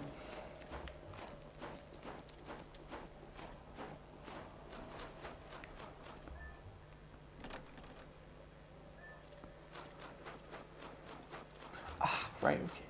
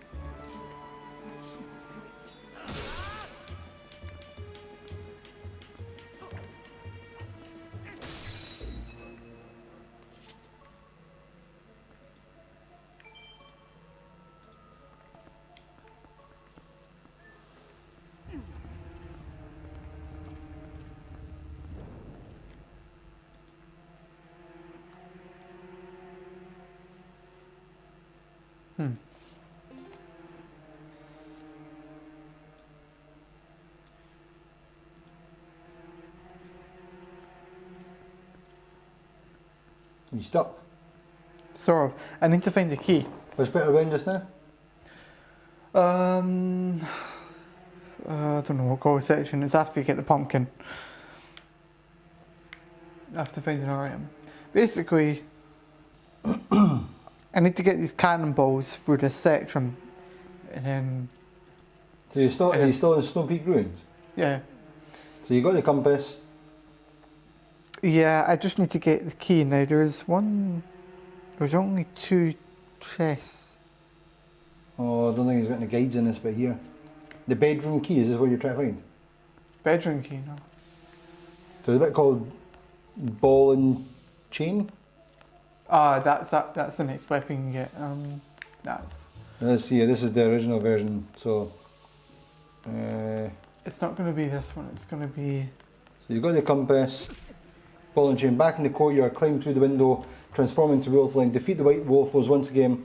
Look at your map and you'll notice the compass shows there is a treasure chest buried under the snow. Yeah, I've noticed that. Walk over to it and use your senses to dig up the snow a few times until you see the treasure chest. Did you do that, yeah? Open the treasure chest to get the small key, use the small key in the locked gate to the east and head through it.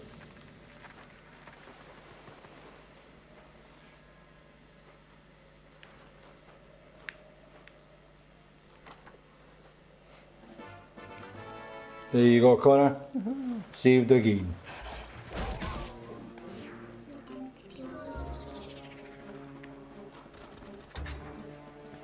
Hey Dwarface, how you doing? Yes, we did vote on Thursday, we did.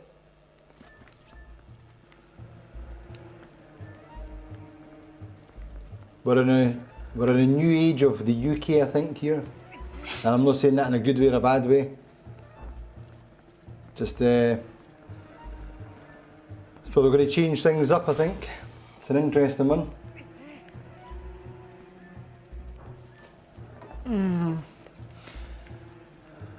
Yeah.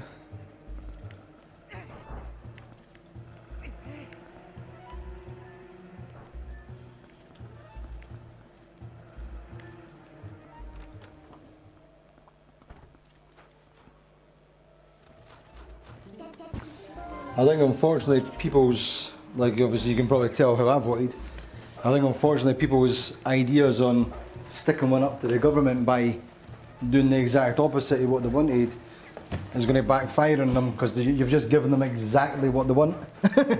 Control. Well, Yeah? I voted to remain in the EU. Yeah, me too.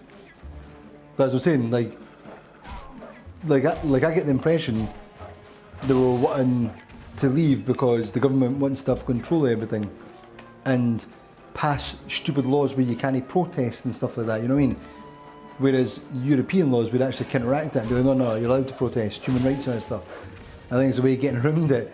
And they're going to be like people who voted to leave, some of them, did it because they wanted to stick up a big finger up to David Cameron and the government.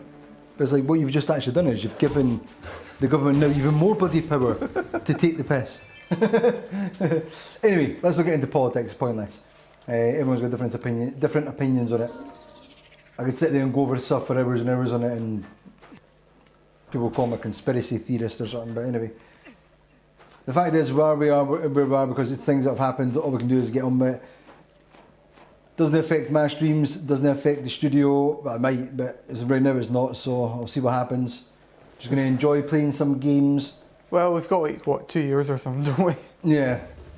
And there's a good chance Scotland will probably go independent as well, so we'll be hopefully back in the EU anyway. Yeah, if Scotland goes... And yes, I mean, what, it was 66% of Scotland voted to remain. Something like that, yeah. So if they have our independence vote, do you think people will now change their mind? Definitely.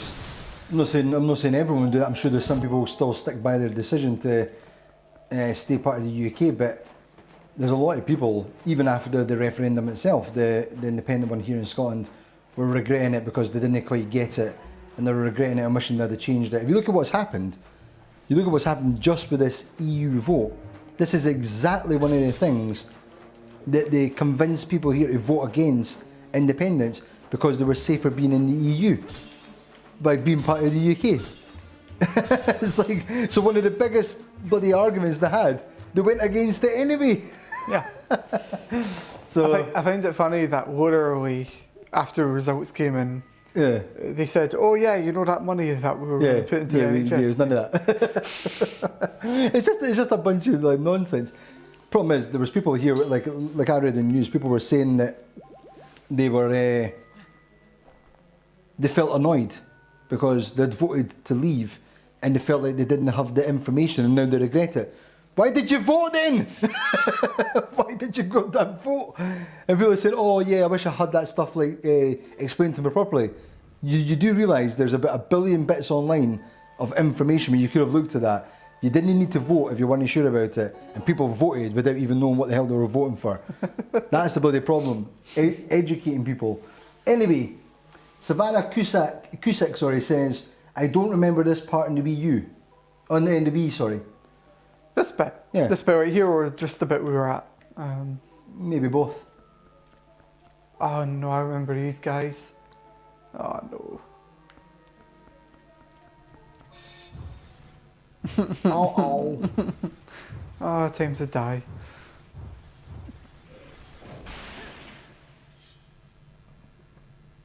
You thought it was going to be him that was going to attack you, but it wasn't. It was him. It's the mini boss. Give me that ball and chain, I need it. I know what, I think I remember what you're supposed to do. Block it with your shield.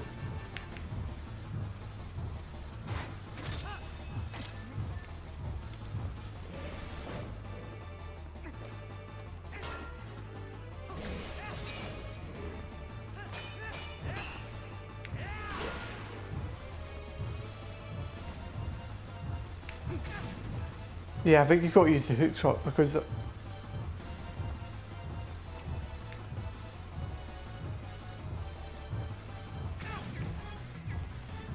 shield doesn't protect you. That's why you got to use the hook shot. Okay. No! Don't use that. Okay. Go to X. What? What's those bits in the ceiling? So I just telling you can hook shot that whole ceiling? Well, that didn't work, did it? You meant to wait until you fire it or something, and then you do that.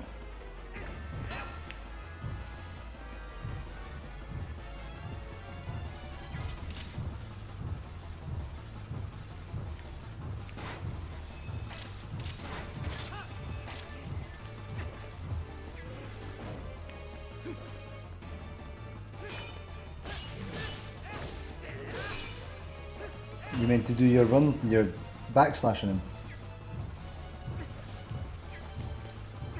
Like once you dodge his thingy thing. I think you're just supposed to basically allow him to get closer or hook shot to the other side, wait for him to do the attack, roll over, attack him.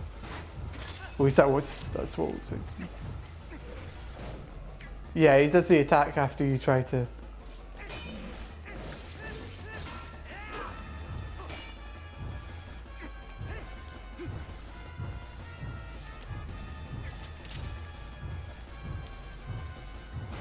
Yeah, so I think you've just got to dodge him and then hit him in his tail.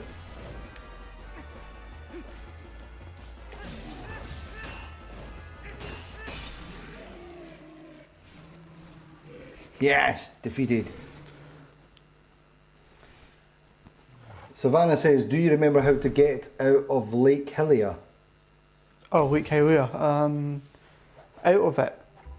Yeah. When you're wolf-link and you're trying to get, and basically the whole thing's like droughted out.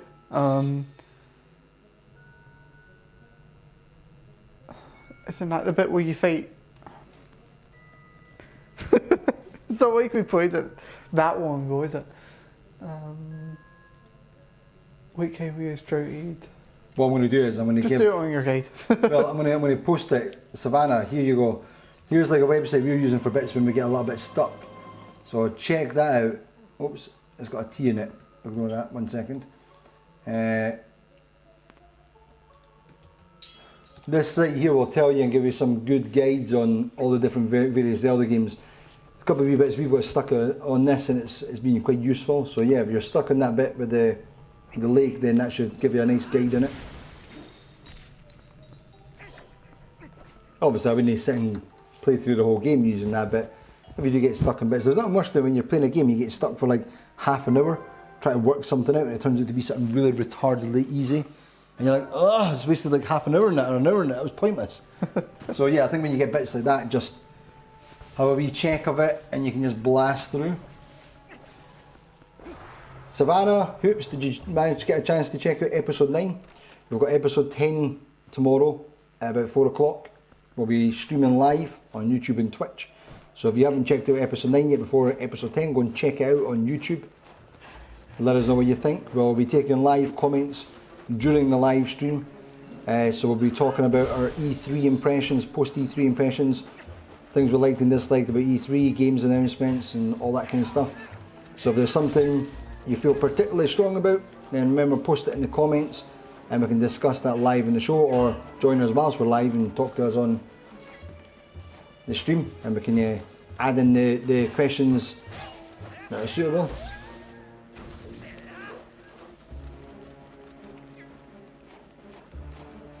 You're welcome, Savannah, you're welcome.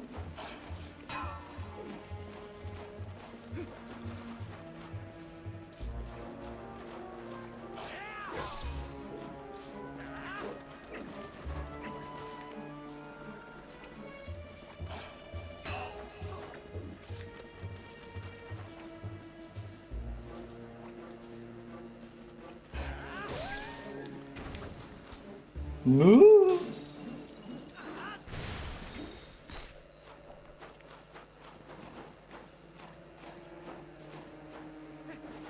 I think you have to smash those bits because there's like cannon things hidden under them. What is it, Praner?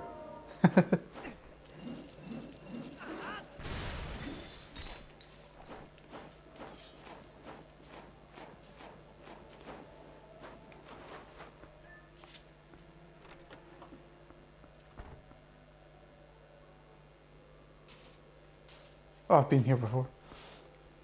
It's not the correct way. Now you can probably smash those spiky things with your ball and chain now though. Make it a wee bit easier for Yeah, yourself. that guy upstairs. Also, there's a bit over here too.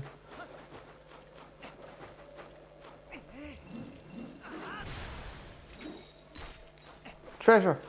Look at that, he's got a gigantic ball that just goes into his back. Exactly.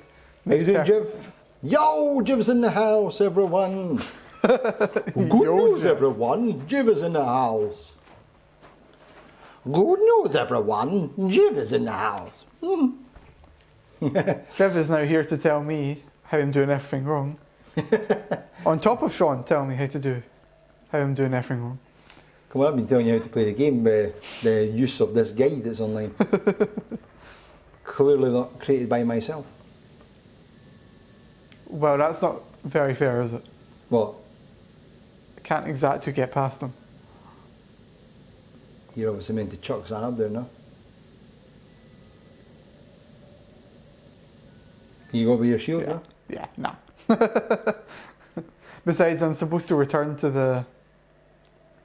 the place I was before.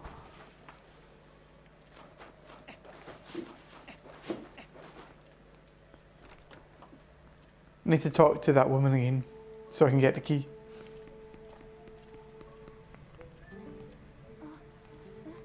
What is she meant to be? Is she meant to be like an owl yeti thing? Well, you'll find out. That's Zelda. She's putting a bit of weight. How you been, Jiv, this week anyway? When did we see you last? On Wednesday. Yeah, we were playing some Super Mario Maker. We finished up. That's just finished Super Mario Maker now. Finish it? Can you Yeah. actually finish it? No, that's just finished the streams now. Alright, okay. Episode 30, so we done a live stream on episode 30 and we started to create a new level. Never got a chance to finish it. Ended up doing a 6.5 hour stream till like 3 o'clock in the morning, 4 in the morning. I'd work the next day and everything. Ended up getting 2 hours sleep. I was absolutely exhausted. But we got parts of the level created. We've not finished off yet, so I'm going to finish them off and I'll post that up. But it was really good fun, really enjoying it.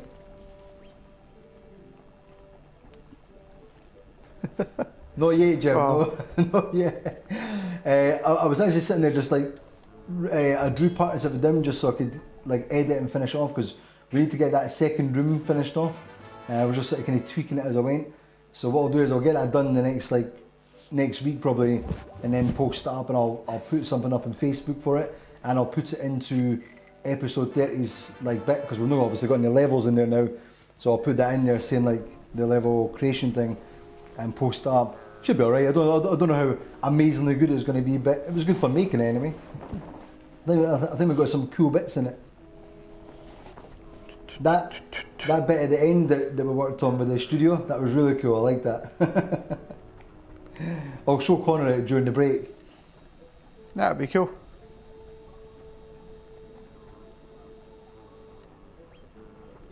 Jeff, that's us edited our House of Vans piece. I was just telling people earlier, we're going to be doing the live stream tomorrow from 4 o'clock, and we'll be streaming episode 10, so it'll be a kind of new way of doing it. Yeah, the end of it's cool. Okay. I think we worked out a good little bit there at the end to finish it off. I think people will quite like that.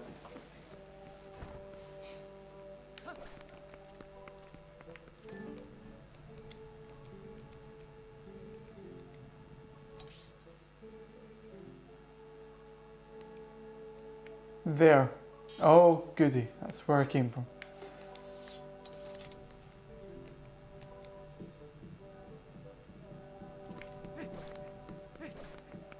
Right, this is to get the key now. Mm-hmm. And then when we get the key, we can go do the boss. And then we've done the dungeon. Simple. Simple, so. Man, look at Link, total boss.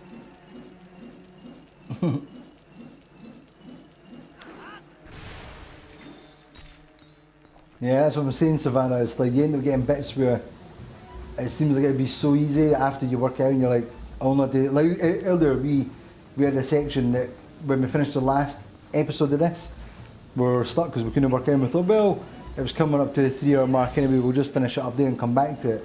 And it was a bit where you had to dig in the snow. So you had to jump into the snow to create a mini avalanche to get the snow to fall down so you could run up it. And we're trying to work out for ages, going back and forward. And then yeah, we looked at that guide and it was like literally you had to just jump, and that was it, and it fixed it.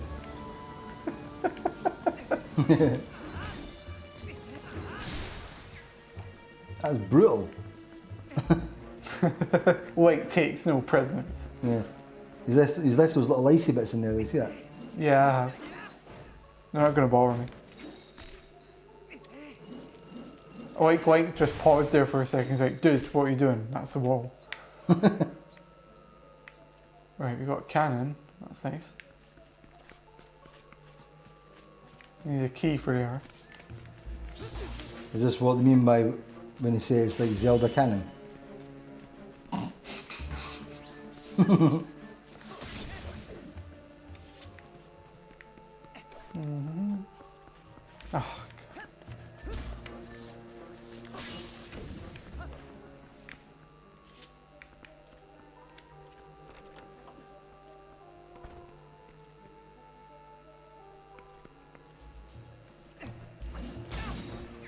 Oh, oh, right, he just threw it at me instead. Okay, that's it. Waste them quick with the ball. Yes! One hit, waste them. Good stuff. Oh, Link was again just like, what? Oh, hook shot point, nice. Oh, goody. Do I get to... Do I actually walk across that? That doesn't look like I should. Don't think so, no.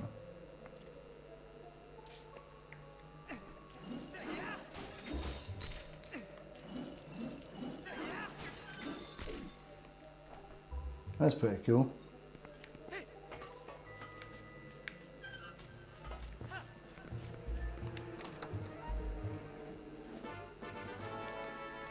I like how at least see when you like, obviously it's not very realistic, but I like how when you do stuff in the game and you open up a chest, you didn't get attacked for the enemies. Obviously some games you want it to be kind of, it doesn't just stop. Oh, it's nice to have a moment of pause. Jeff says this dungeon was pretty unique, it's all set in someone's house. Yes, it is. Yeah, it's actually quite cool like that. You just text me there, who was that? Someone sent me a text message. Who was it? Who was it? The Yetis are pretty funny.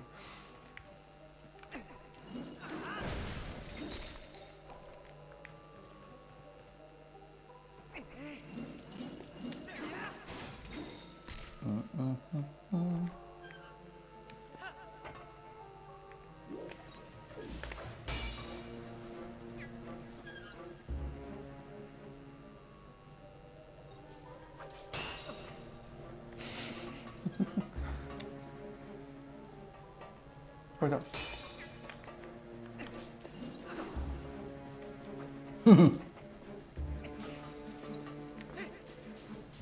Ah, He's blasting your ball and chain. That's what the hook shot's for, though, isn't it? yeah, actually. Items. Huh? Someone come. Ah, no.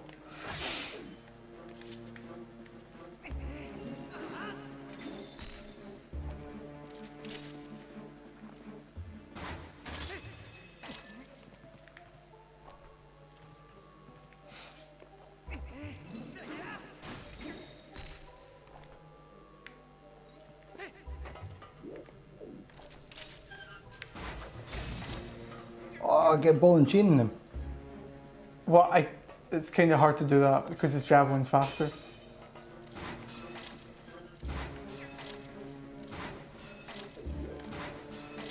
So you're grabbing his nuts.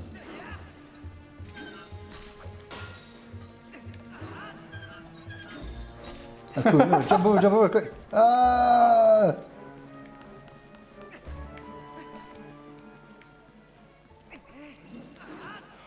Right, okay, I've got to change word either. Okay.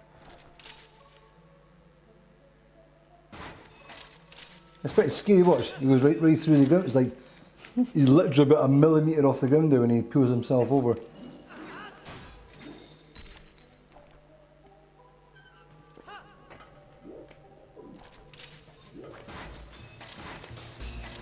Ah, that was my chance.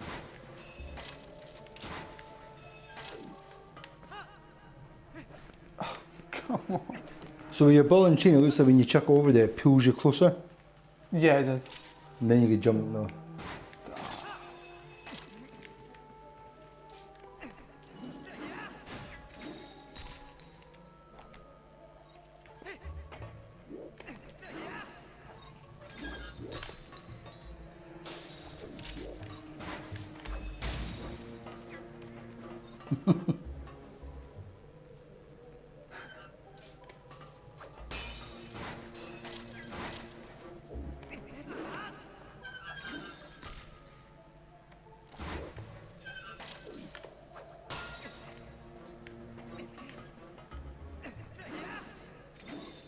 Jump now. Hey.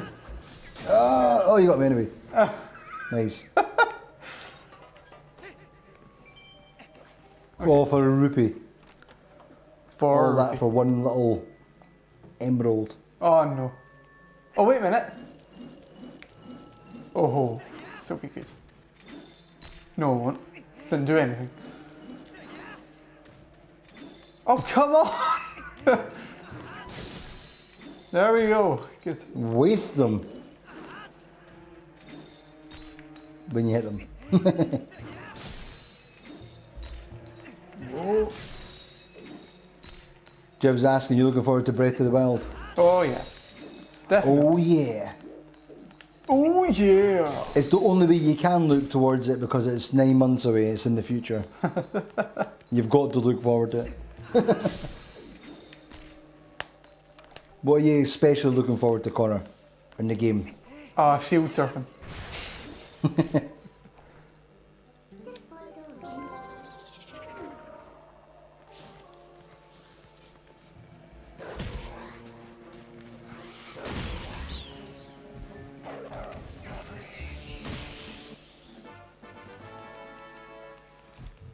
That's quite evil as well. You jump on him when he's on the ground and rip out his soul with your teeth. Yes. There's like that's ripping exactly his what heart. Yeah, so snow surfing, what else? No, Shield shield surfing. Sorry, shield surfing. What else are you looking forward to in it? Probably Well, if it's going to be open world like Xenoblade, I'm probably just going to play it like that, you know, just to explore. Who cares about the main story? Except for the fact that you've got to do the main story in Xenoblade to get access to your skill. Because if they give you a skill from the start, I would just... That's all I'd be doing.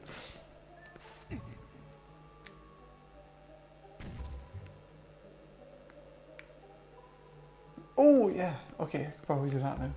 Was it what you expected from the game? Was it like what you had hoped for? No, I didn't expect it at all. It's completely different from what I thought it would be. Which is really cool. Makes me look extra forward to it. Especially if Monosoft are working, helping with the development.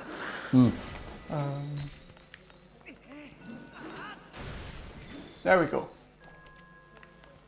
Straight after this, Jiv, straight after this, well, I say straight after this, 11 o'clock tonight we'll be carrying on from where we left off in Xenoblade.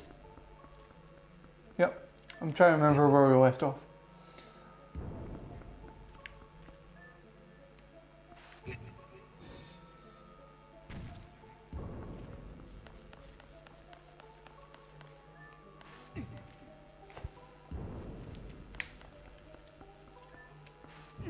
Oh, you've messed that up, Connor, I think.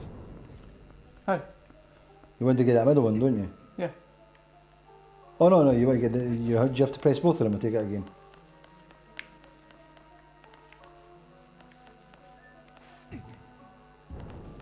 Oh, right, okay. Yeah, screwed that up. Don't know why I thought it would just go on. Right. I need two to be... Let's see.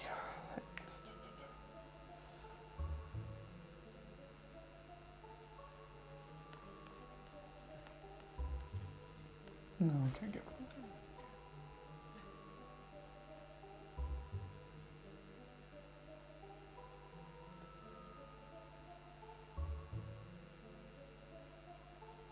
Jiv says you're getting to that point where you're overpowered with the skill. Yeah, getting there. Oh yeah, I need to try Jim's grinding session. I will try it as soon as I can actually, you know, do some of it.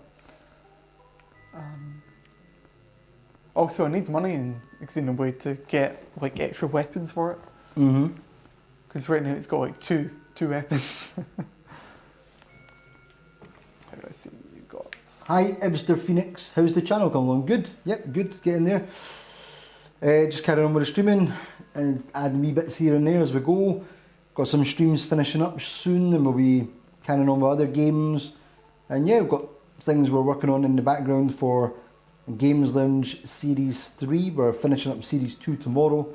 That's our final episode, and then we'll be getting Series 3 planned out for the start of next year. So we've got Kat Drona joining us now for Games Lounge Series 3. She's going to be joining us tomorrow as well. She was here on the post E3 episode. If Sophia says, and how is Ed Sheeran getting on with Twilight? I should actually get a picture of Ed Sheeran put next to you just for the fun of it. That's a compliment, Connor. A rich musician guy that hangs in. But yeah, channel's coming along good, yep. I think I finished off editing with Adam.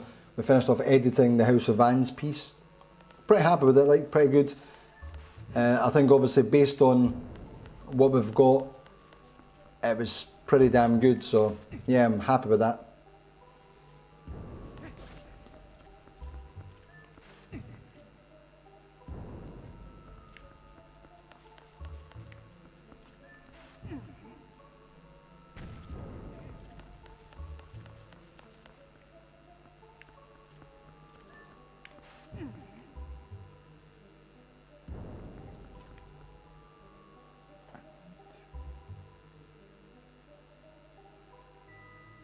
This is quite a difficult one, isn't it?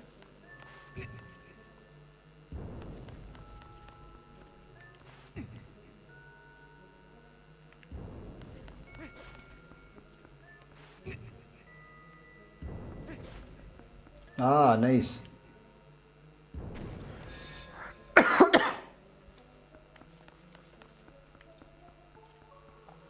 Mr. Phoenix, thank you very much, much appreciated. Yes, like I think it's one of these things, the channel will keep building up as it keeps on going along, more and more people will join in. That's all cool. I think like we've kind of been well aware anyway that whilst we're streaming kind of older games that have been around for a while, or they're not massively popular games, you know, it's not something like Overwatch or Uncharted 4 as soon as it comes out, then like we've always kind of known that the channel would never get thousands or millions of viewers straight away, so that's fine. So the idea was to play games that we enjoy playing, enjoy them, and hopefully people come and join us and have some nostalgic stuff from the games we're playing. And then yeah, well, over time we'll get more and more access to consoles and stuff like that. Oh, come on. No. Frozen. So it's all good. Eventually, once we get access to the other console, it's something I'm working on as well, hopefully. But once we get access to these things, we'll then be able to stream some more games that are a little bit more current and newer, like stuff that as soon as it comes out. Maybe we'll even start getting access from some of the developers to get access to games before they even release, so we'll get them as preview copies. And I think that's when you'll see numbers kind of increasing a bit more, just because that's what people want to see it before it comes out in the shops.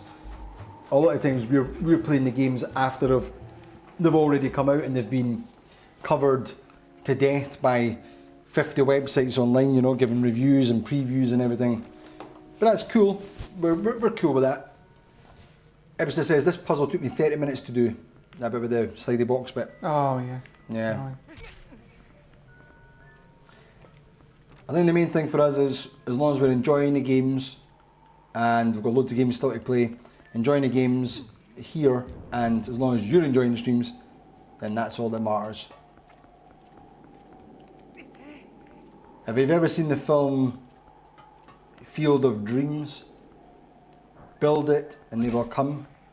That's always the idea I've got in my head as well. Is if you build something good enough, people will come eventually. It might just take time. And that's the kind of idea behind the show and behind the streams, behind the studio in general is, got the studio, got the majority of things that I would like to have in the studio, and we'll keep adding to those and keep building them up, and the same with the streams and the show itself. Once we get to Series 3, starting next year, we'll have more presenters, we'll have features done, and we'll have, hopefully be doing some actual previews or reviews of games by that stage. So yeah. Huh. You might share over there, so. Can you turn that? Yeah. Oh wait, that's wrong. Wait. I'm not sure what we do going over there. It smash the wall. Smashes that wall up top. Yeah. I'm gonna say it blows through that door there. I think we've got to get rid of those first, don't we? Yeah. No, that'll blow them up. I don't think. Let's try it. Episode, that'd be great. I think next year for Series 3, the idea is we're going to hopefully try and get to some of the actual festivals. Fire. Yeah, that's what I thought would happen.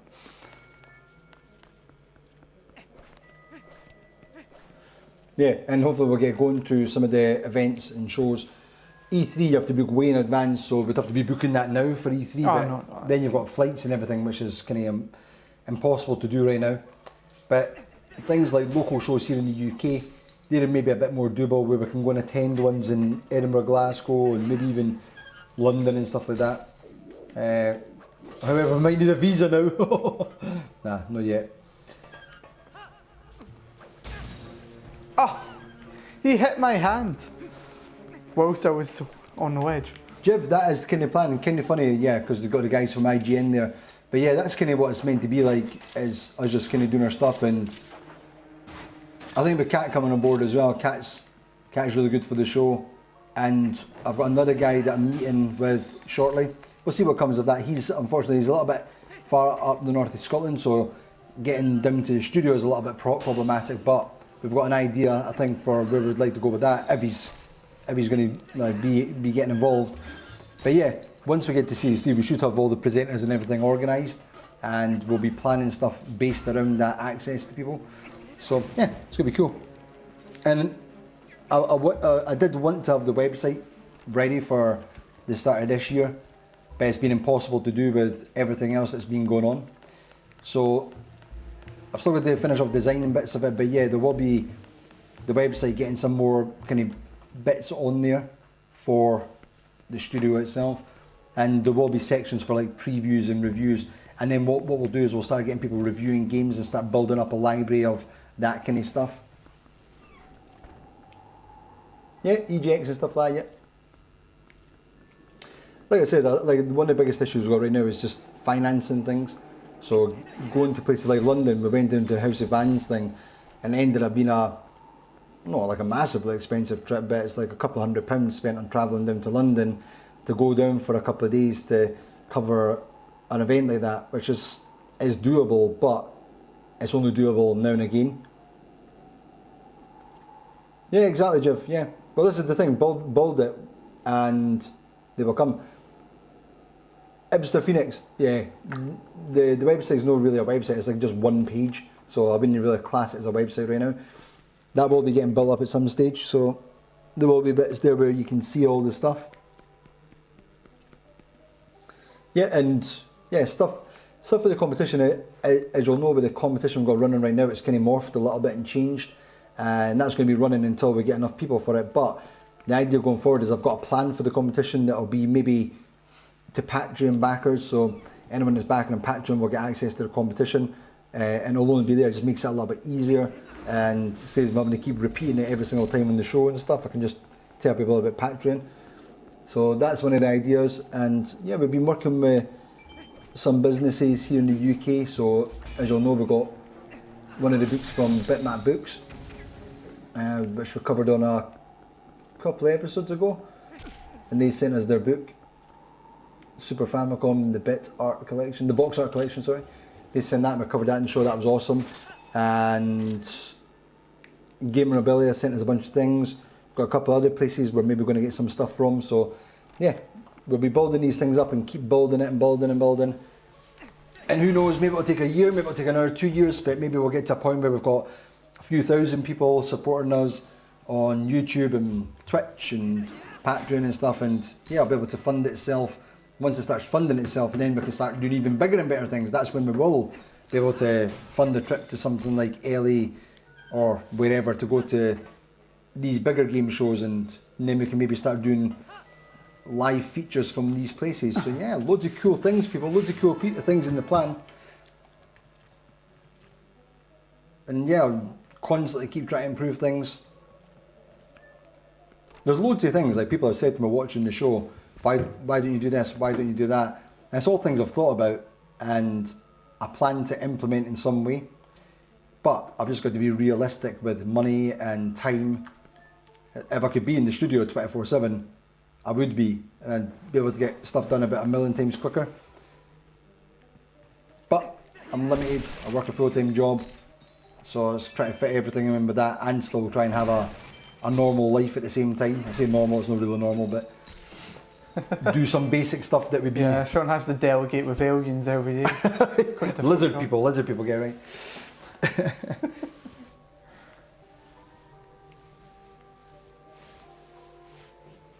That can't have been the only reason I came in here. So the only reason to go all the way around there and do that big puzzle was to get a couple of rupees. It had nothing to do with anything. Huh? What? A what? No. What? So, I'm not any closer. So you're at that cannon bit, you're going to try and blow up the wall or something, yeah, I take it? Right, I did the whole hour side, that's great, but I did the wrong side. Okay. Did you shoot at the right bit at that wall? Hmm? Did you shoot at the right bit of the wall? Oh, that bit, yeah. Oh, actually, no, I didn't fully complete that bit.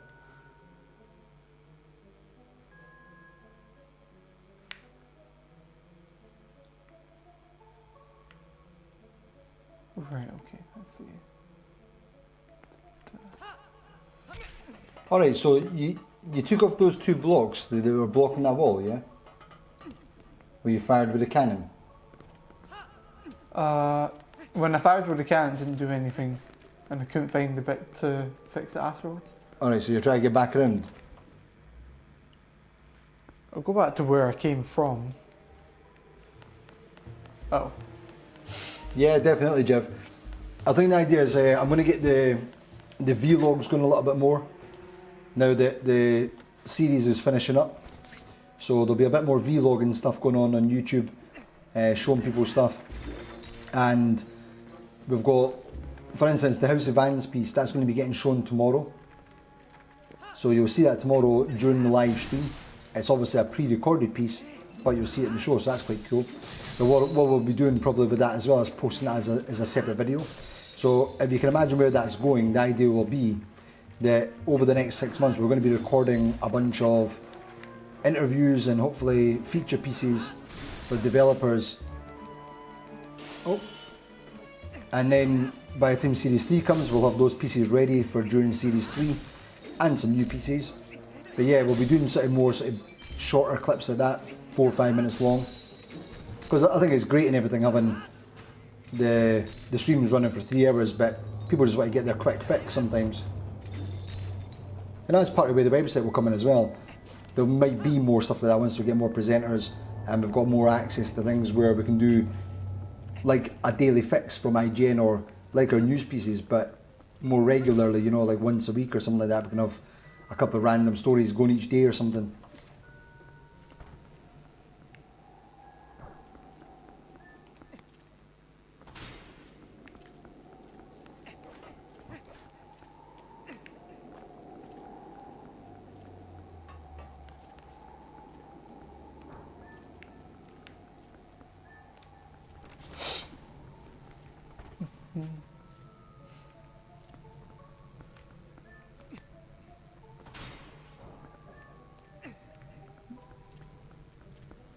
Link's hard as nails. Look at that. It's like, that's like, you ever watch the strongman competitions at the Atlas? We have to lift up the Atlases. It's like basically big round balls Yeah, like that. a couple of times, yeah. Well, look at him. He just picked up. He's carrying it over his head like it's nothing. I think it's the total boss, isn't it?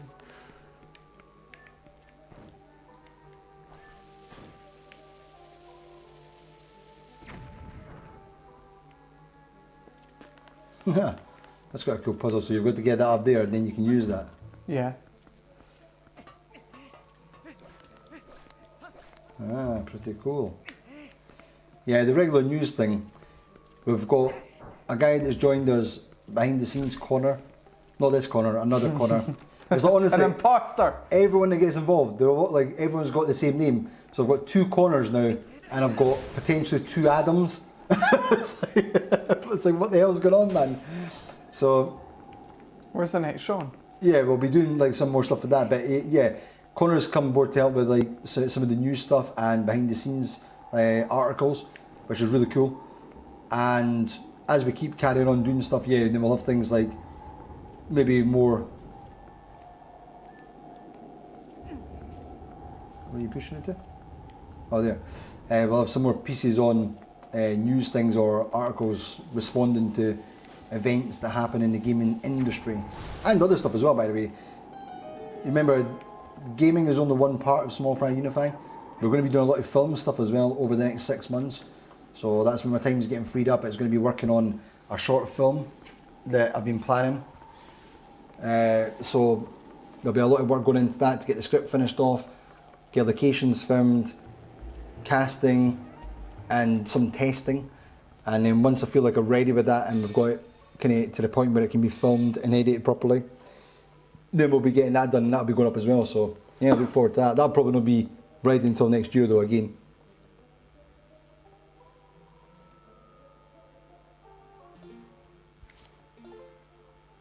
I did watch Josh from the Bit Block. I watched his reaction video to was it Metroid Federation Force? I thought that was pretty funny. He basically turned on, he was like, oh yeah, I'm really excited. And then as it came on, he was just like taking the mickey a bit. And it was, although it was really, really boring, he just went to sleep. He actually fell asleep live in the stream. I thought it was like pretty funny.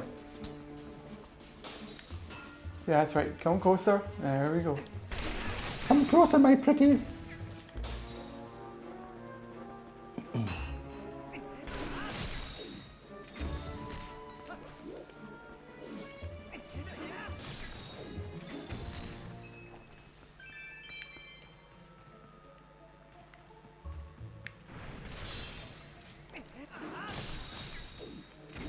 Hey, Mr. Phoenix, if you've not checked out yet, check out the competition we've got running. You might like that. Uh-oh.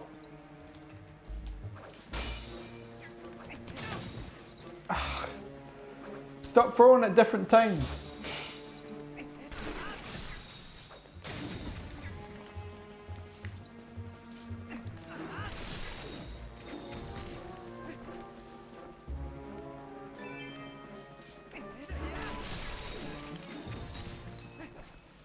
I like how none have given me hearts. None of them are giving me the ability to heal. They did open the door for you though. And isn't that what it's all about? No! Oh, okay.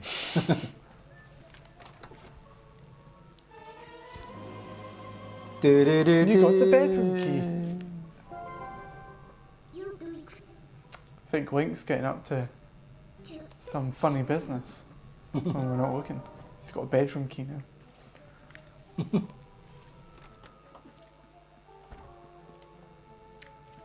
Him and Zelda are getting it on. Maybe this is all just a trial for Link. Maybe this is what he has to do to earn have sex with Zelda. He has to go through this huge dungeon. And then just like, sorry Link, but I'm gay. He's like, what? Oh.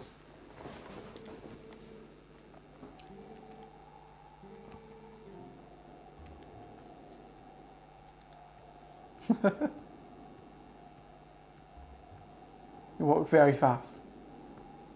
You meant to follow them, I take it. You are, but... They're meant to be walking all the way over there. 3 hours later, this is how they extended the length of the game. Unfortunately, she can go up there now, but I'm not going to go in there until I'm healed. You're gonna get your soup.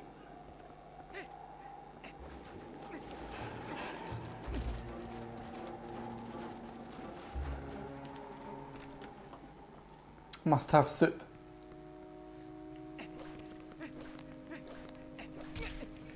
Oh, I wasn't even looking at the screen now.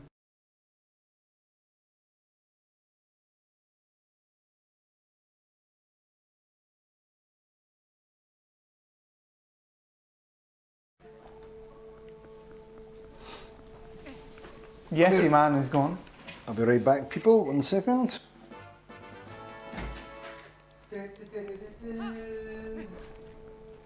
Do. Can't see the comments. I would bother myself to get up, move 5 seconds over there and look at the comments, but I'm a bit lazy. Okay, so we're going to be doing the final boss now, Sean. Well, in a like half a minute. And then we'll be done with this dungeon. What time? What time is it?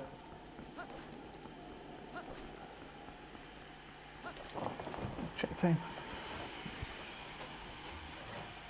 21:34. Nice. Okay.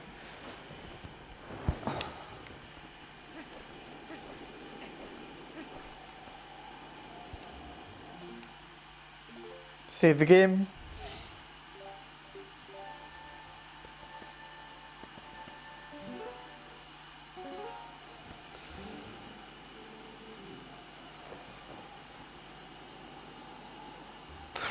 Hook shot. Yeah, okay, let's go with that.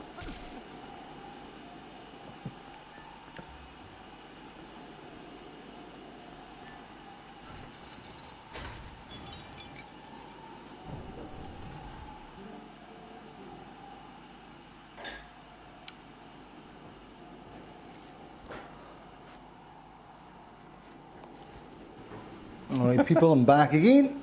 1 second. Oh, is this the boss? Cool. Yeah.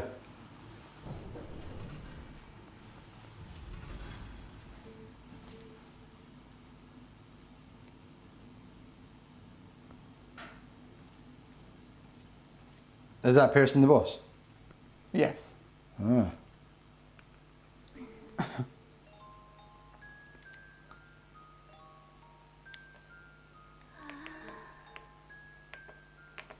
Mirror, mirror on the wall. Who's the weirdest of them all?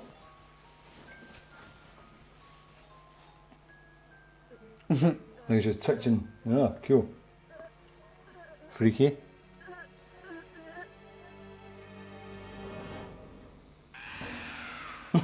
That's brilliant.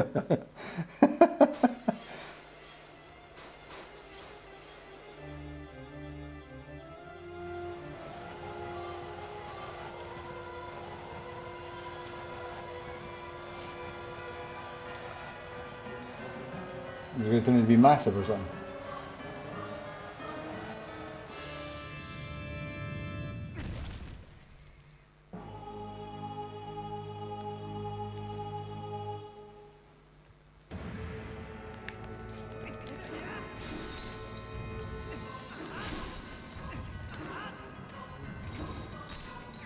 Oh! Yeah, I was trying to exit. Didn't quite work there.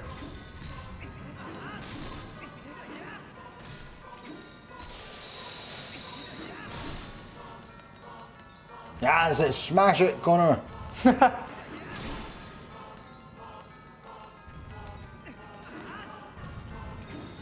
Oh.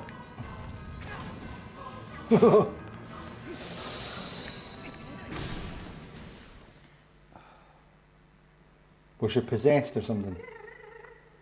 That's quite funny. Zelda games are great, aren't they? Do you know what it looks like? Did you ever watch the film The Critters? It looks like critters with a big woolly jumper on.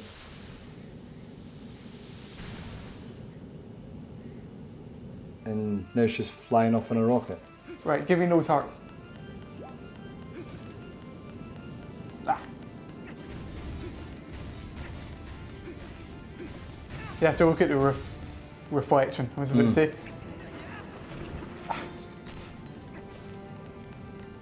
Can you aim that upwards? Oh, wasted. Can't quite.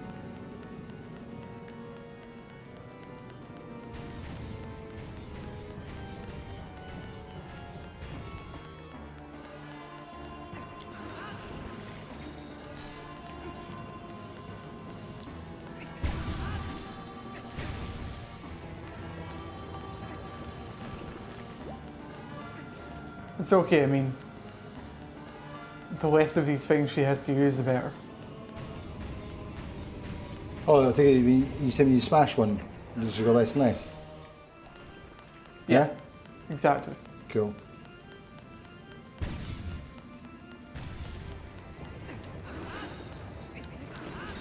Oh, nice, there you go too. Sweet.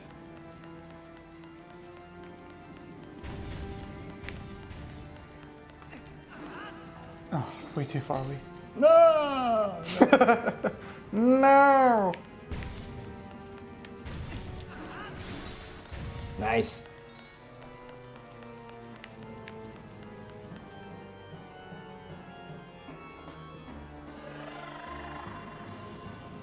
Oh, right, so she replenishes them. Damn. It's quite a tough boss. Oh. I'll get hit this way. No. Thing is, you don't really have enough time to do targeting. I don't mind taking damage. That seems like it's almost impossible to get that bit. I think it is.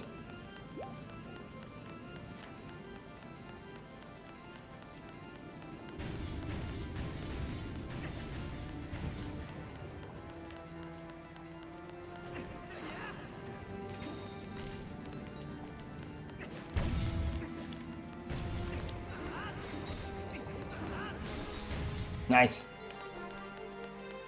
So you only really need to smash like yeah, a couple you of only them. really need to hit hard, but Hi W Gaming, how you doing? Thank you for joining us on YouTube. Yeah, the Twilight Ice boss. this reminds me of one of the Sonic bosses. Which one? Oh, oh no. Ah, Oh, go ahead, that was good. Oh.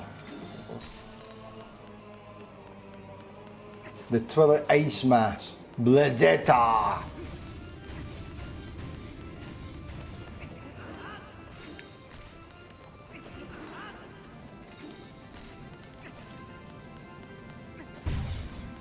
Who else remembers playing this boss and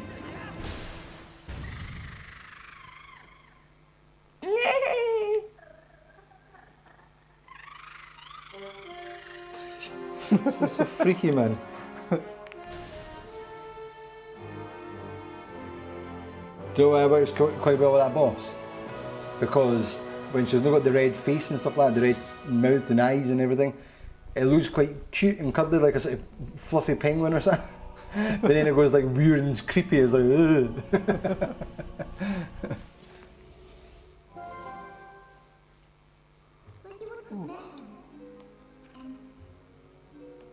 only two more, huh? Like she just grabs off you as well. So, It's mine now. I just almost died getting that.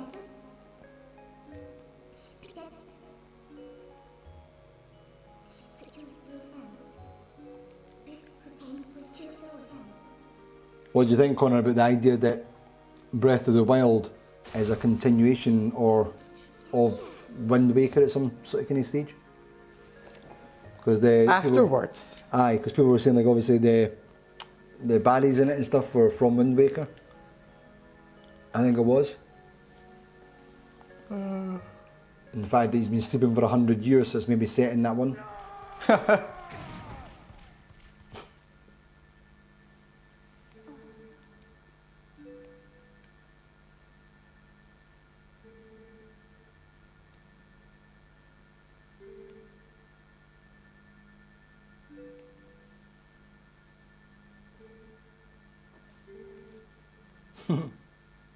Look into eyes of Yeto.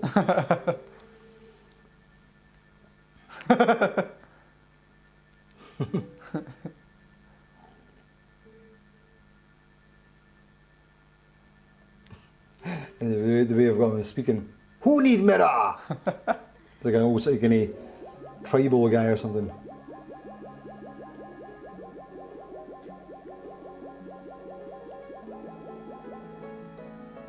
Oh, hearts.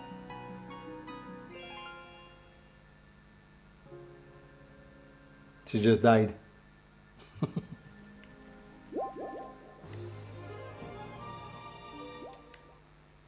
Well, why can't they actually give a reason this time for a piece of heart randomly appearing after defeating a boss? Hmm. Yeah, there's nothing else. Let's go. I think now you get to... There's a mini game where you can race the Yeti down. Mm-hmm. The soap. Which is actually more aggravating than fun, to be honest.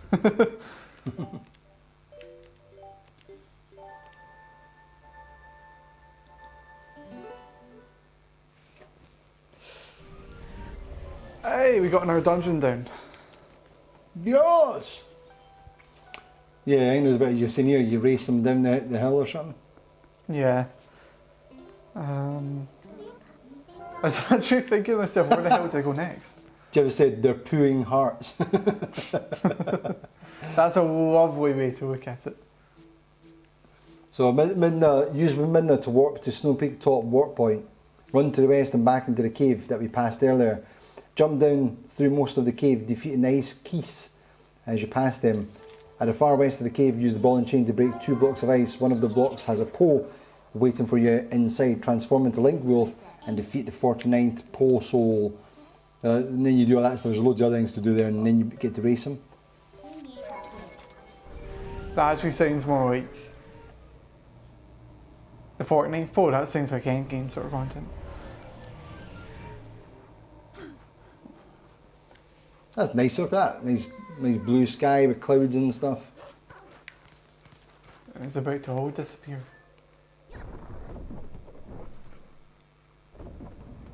Damn it. Let's go. Oh. Bit of camera problems there, eh? That's not very Nintendo-ish. Get your act together, Nintendo! Oh, yeah. I know.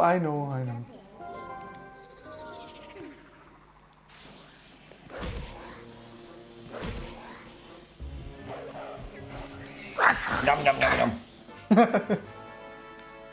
Diddly-dee. Man, between the soup and that pole, so I'm very hungry. Oh, I got my lantern.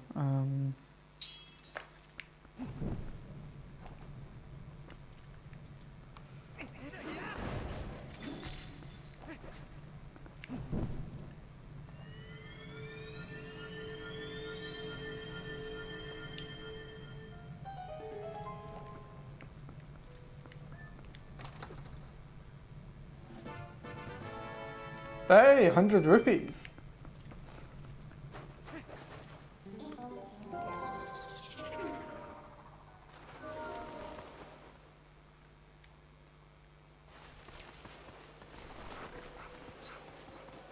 So now, to be honest, I'm trying to remember what the 6th dungeon is.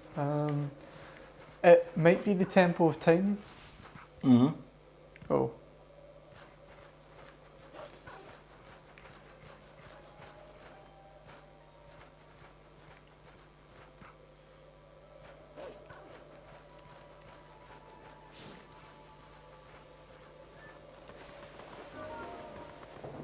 Oh, or is it the sky? No.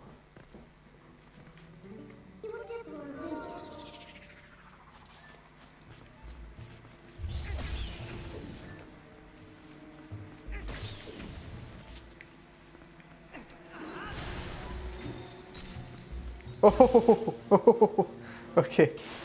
Run. Okay. I'm sorry, I didn't mean to disturb you.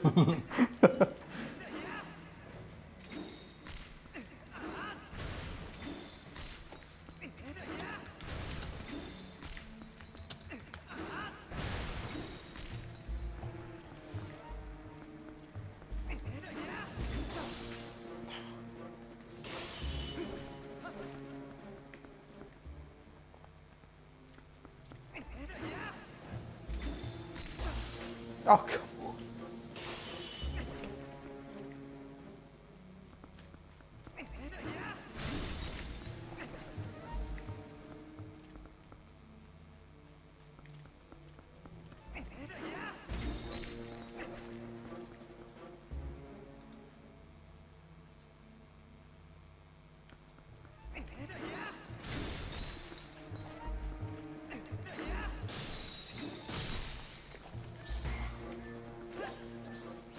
Jerry says, those look like she-goths from Metroid Prime, those ice monsters.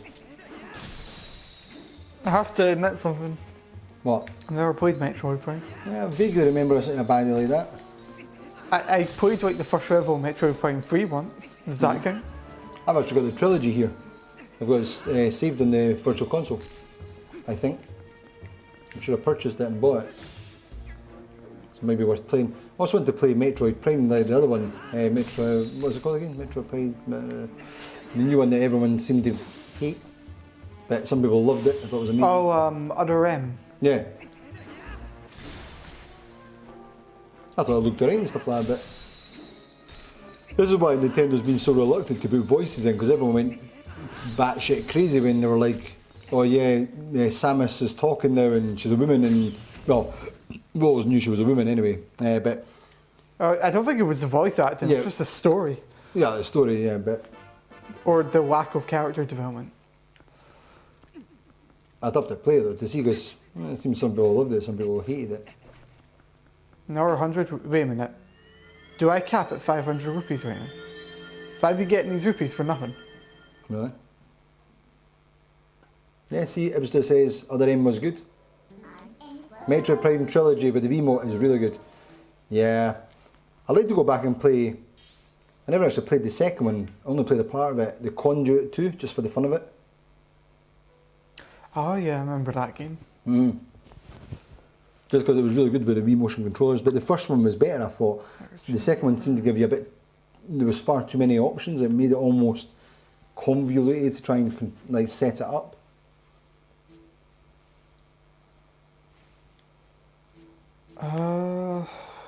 Where to go next? I try tempo design. So what did you just do there? You just killed all those people?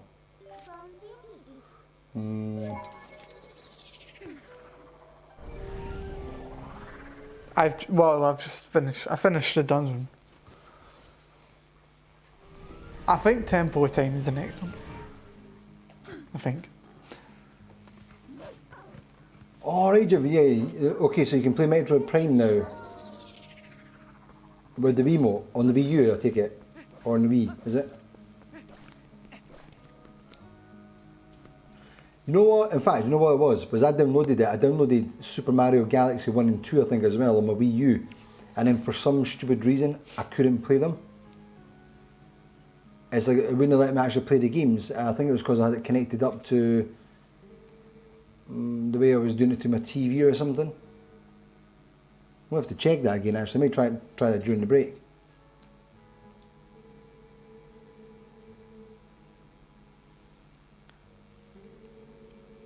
Do you know how it switches when you get the...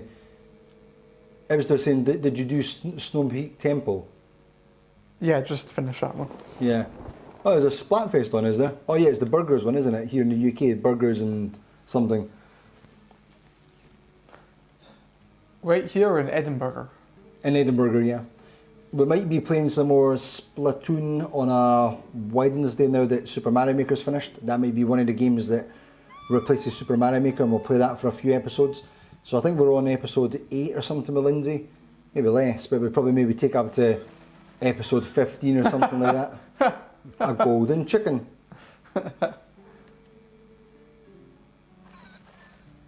Okay.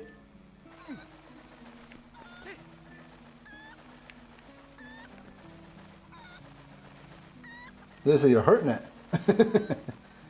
The way you make it fly is by sticking your finger up his bum. And it's like, that's why it's like, "Ah!" Are you serious? Am I supposed to like just jump? Yeah, do it, man.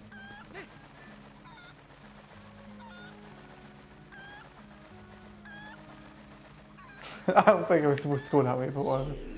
Yeah, no that way.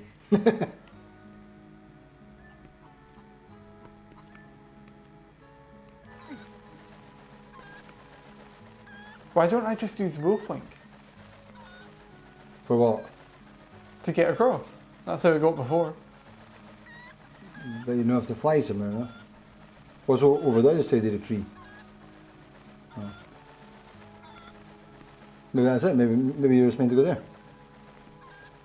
But have I not been here before? No, maybe you're not meant to go there. Maybe you're meant to land in the other bit of the tree across here. No, I have been here before. There, what's that? Wee platform? Is that a platform or something? There. There you go. But like I said, I've been here with Wolflink. But you couldn't jump across there with Wolflink, could you? Yeah, you just. Oh, I see. You've stopped it from moving now. Yeah, but still, the plan was like it was never intended to go on and on and on forever. The idea was just to kind of play it, create a couple of levels and stuff, and dead. I'm not dead. Let's go, Chicken. Let go. Yeah, we thought episode 20 was the kind of one we done a level on. Episode 20 we created that with viewers, and then we thought get to episode 30 and it's probably a nice round number to wrap it up on, create another level. And you know the game's been out for a fair while now, and we've got so many other games we need to play, so I thought finish up in episode 30, do another level with viewers, and then yeah, we can move on to another game, and it's a nice way to finish off. So yeah, on Wednesday we done a 6.5 hour stream, which was crazy. It was good though, it was good fun.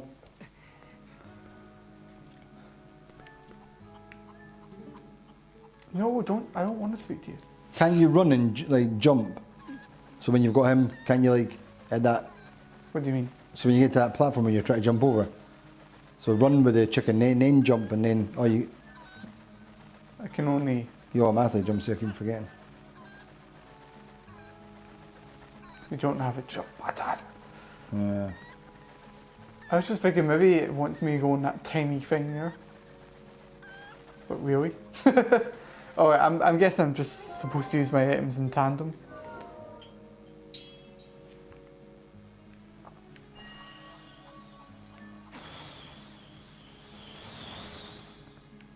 So what'd that do? Is that a platform or something?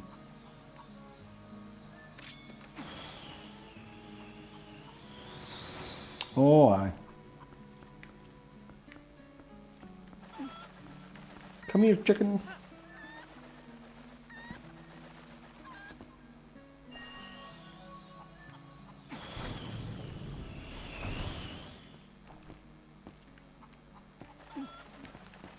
Where are you going, chicken? You're mine now. You belong to me.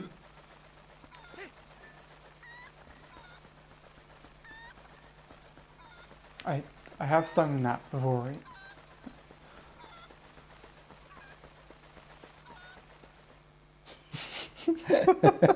This runs on my chicken.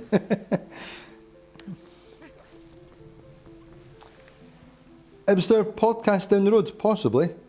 I've considered doing kind of like what IGN does with their podcast, you know, recording something in the studio and then putting up the podcast up on iTunes. So it's definitely something considering. I think what I'll do is I'll hold off until we get more presenters in the studio on a regular basis. And then what we can maybe do is have like a weekly podcast or something along those lines. Or a weekly video anyway, discussing kind of gaming topics that have been going on. So we'll do that, let's say weekly for half an hour, just going through random stuff. And then yeah, we'd post that up on iTunes afterwards. But it really needs more people in the studio for that. It's like I can sit and talk about games for hours and hours and hours, but I think as a viewer, I think it just makes it more interesting and we've got several people here. I can't believe I have to do this all over again. It was annoying the first time. It's like a little gremlin or something.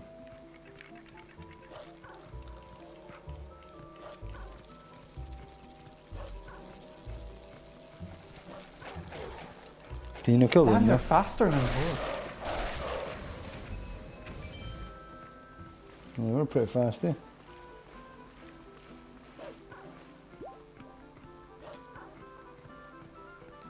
I think you've got to find that little guy and kill him.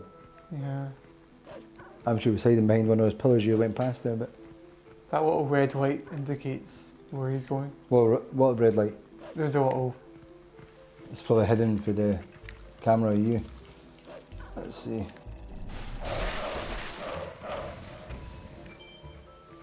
Oh, the red light in the distance? Yeah, you. It's like a flash sometimes. There's no red light there. Yeah, it's just a flash of his candle. Yeah, Ah, there, yeah. indicates where he's going. Oh, you There he is up there. Come here, you little git. can transform me into a human. I'm tempted to get my ball and chain out. Nice, that was a good aim.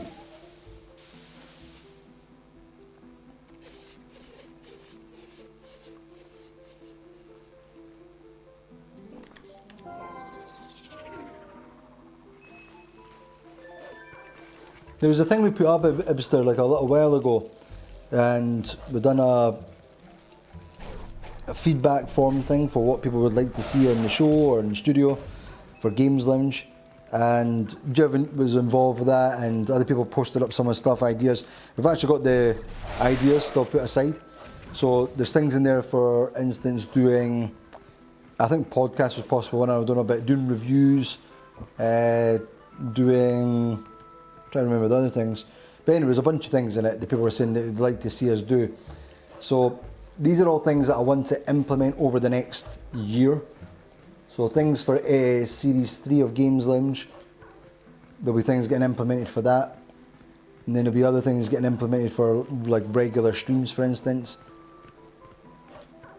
And then yeah, hopefully in a year's time, like I said, maybe even a little bit longer, I don't know. But over time we'll be gradually adding and building and carrying on with the studio and building things up until a point where we've got the series going with a nice working format that's manageable, has got various presenters, and then we'll have live streams that are covering days throughout the week with different consoles and machines, different types of gamers. And then we'll have like the website that'll have access to obviously all the Games Lounge episodes, film stuff that we're working on, vlogs, behind the scenes. It'll also have reviews, previews, and general features for film and gaming. That's the kind of idea with the show, with the studio, sorry, with SmallfryUnify. Keep building upon these things, see what happens. I think obviously as the show picks up, more subscribers and followers, and maybe starts getting some funding coming through from people following us through Patreon, which will open up the access to other things, whether it's being able to get presenters in and covering their costs for travel and stuff like that to the studio, or just getting things like consoles and the games on a regular basis. That'll open up the doors and opportunities for loads more stuff.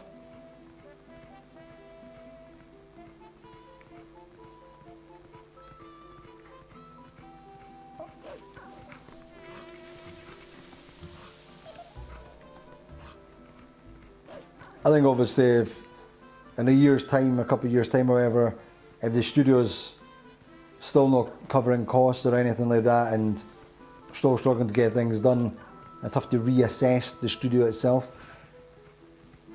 But I'm hoping that that's not the case. From what we've been seeing, as we've been doing things and adding things and building upon it, it's getting bigger and better as it goes, and yeah, we're enjoying it a bit more as we're kind of refining things. As long as that continues on, then the studio will continue on. What the?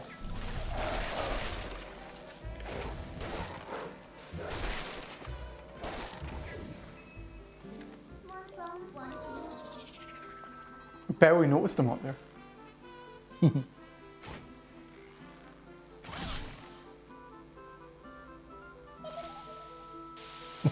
Get back here!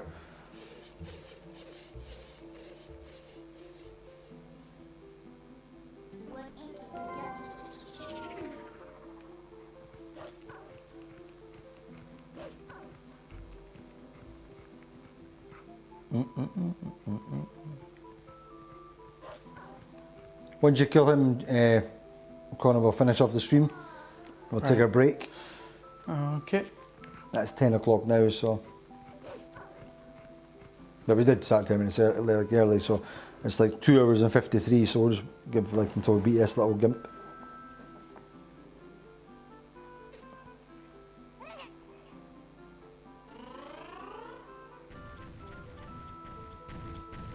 He's such a cool little baddie.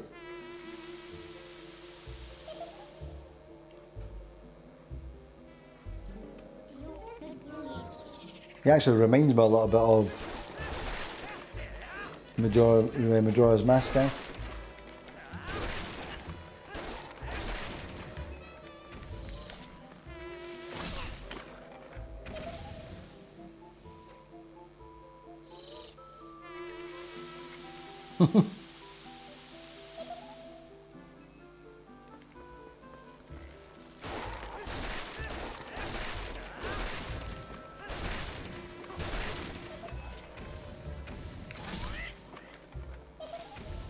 How many hits does he take?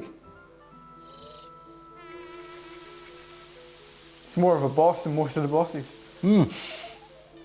That's what it does feel like. It feels like because you're having to take on the wee minions that he's got. and try to get him at the same time.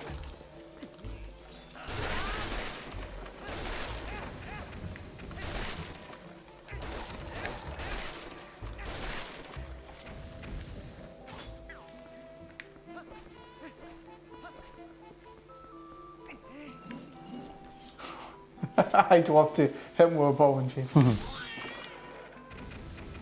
Ah, he's dead.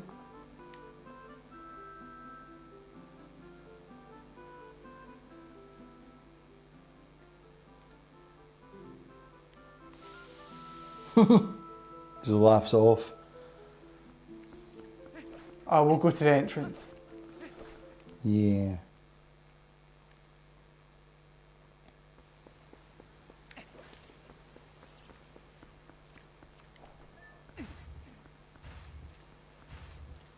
Tomb Raider. Dee-dee-dee-dee-dee-dee.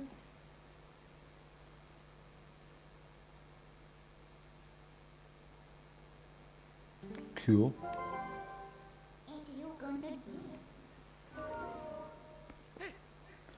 And this is... Oh, right. Not that way. Down the road.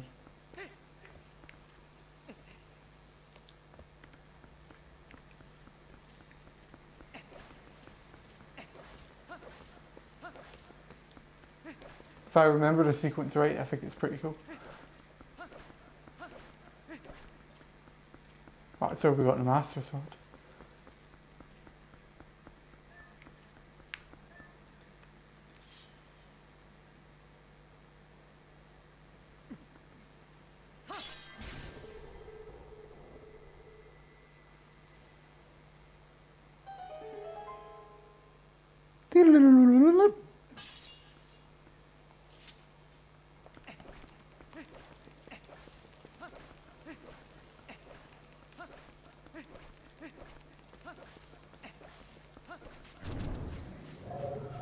Oh.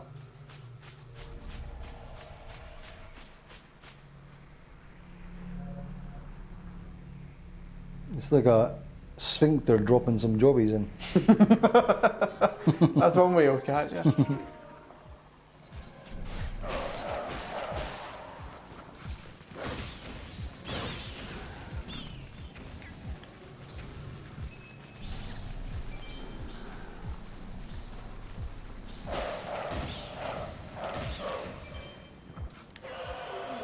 Damn!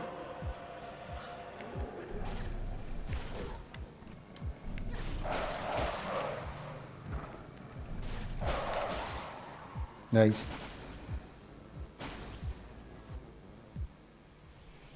Bye! Back up to the sphincter in the sky.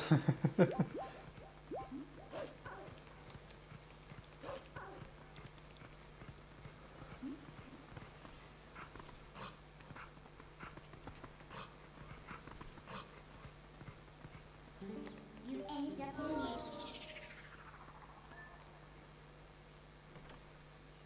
It's pretty cool.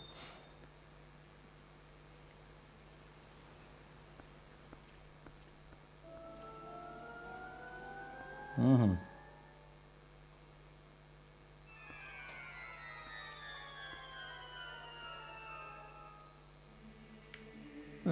We're in the exact same area we were before.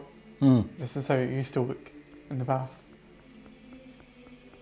The Triforce. Back to the Future. Wink edition. Alright. Right, finishing in here. Yeah. So yes, people, I'll let Connor tell you about the next stream as well. I'll show you the combat.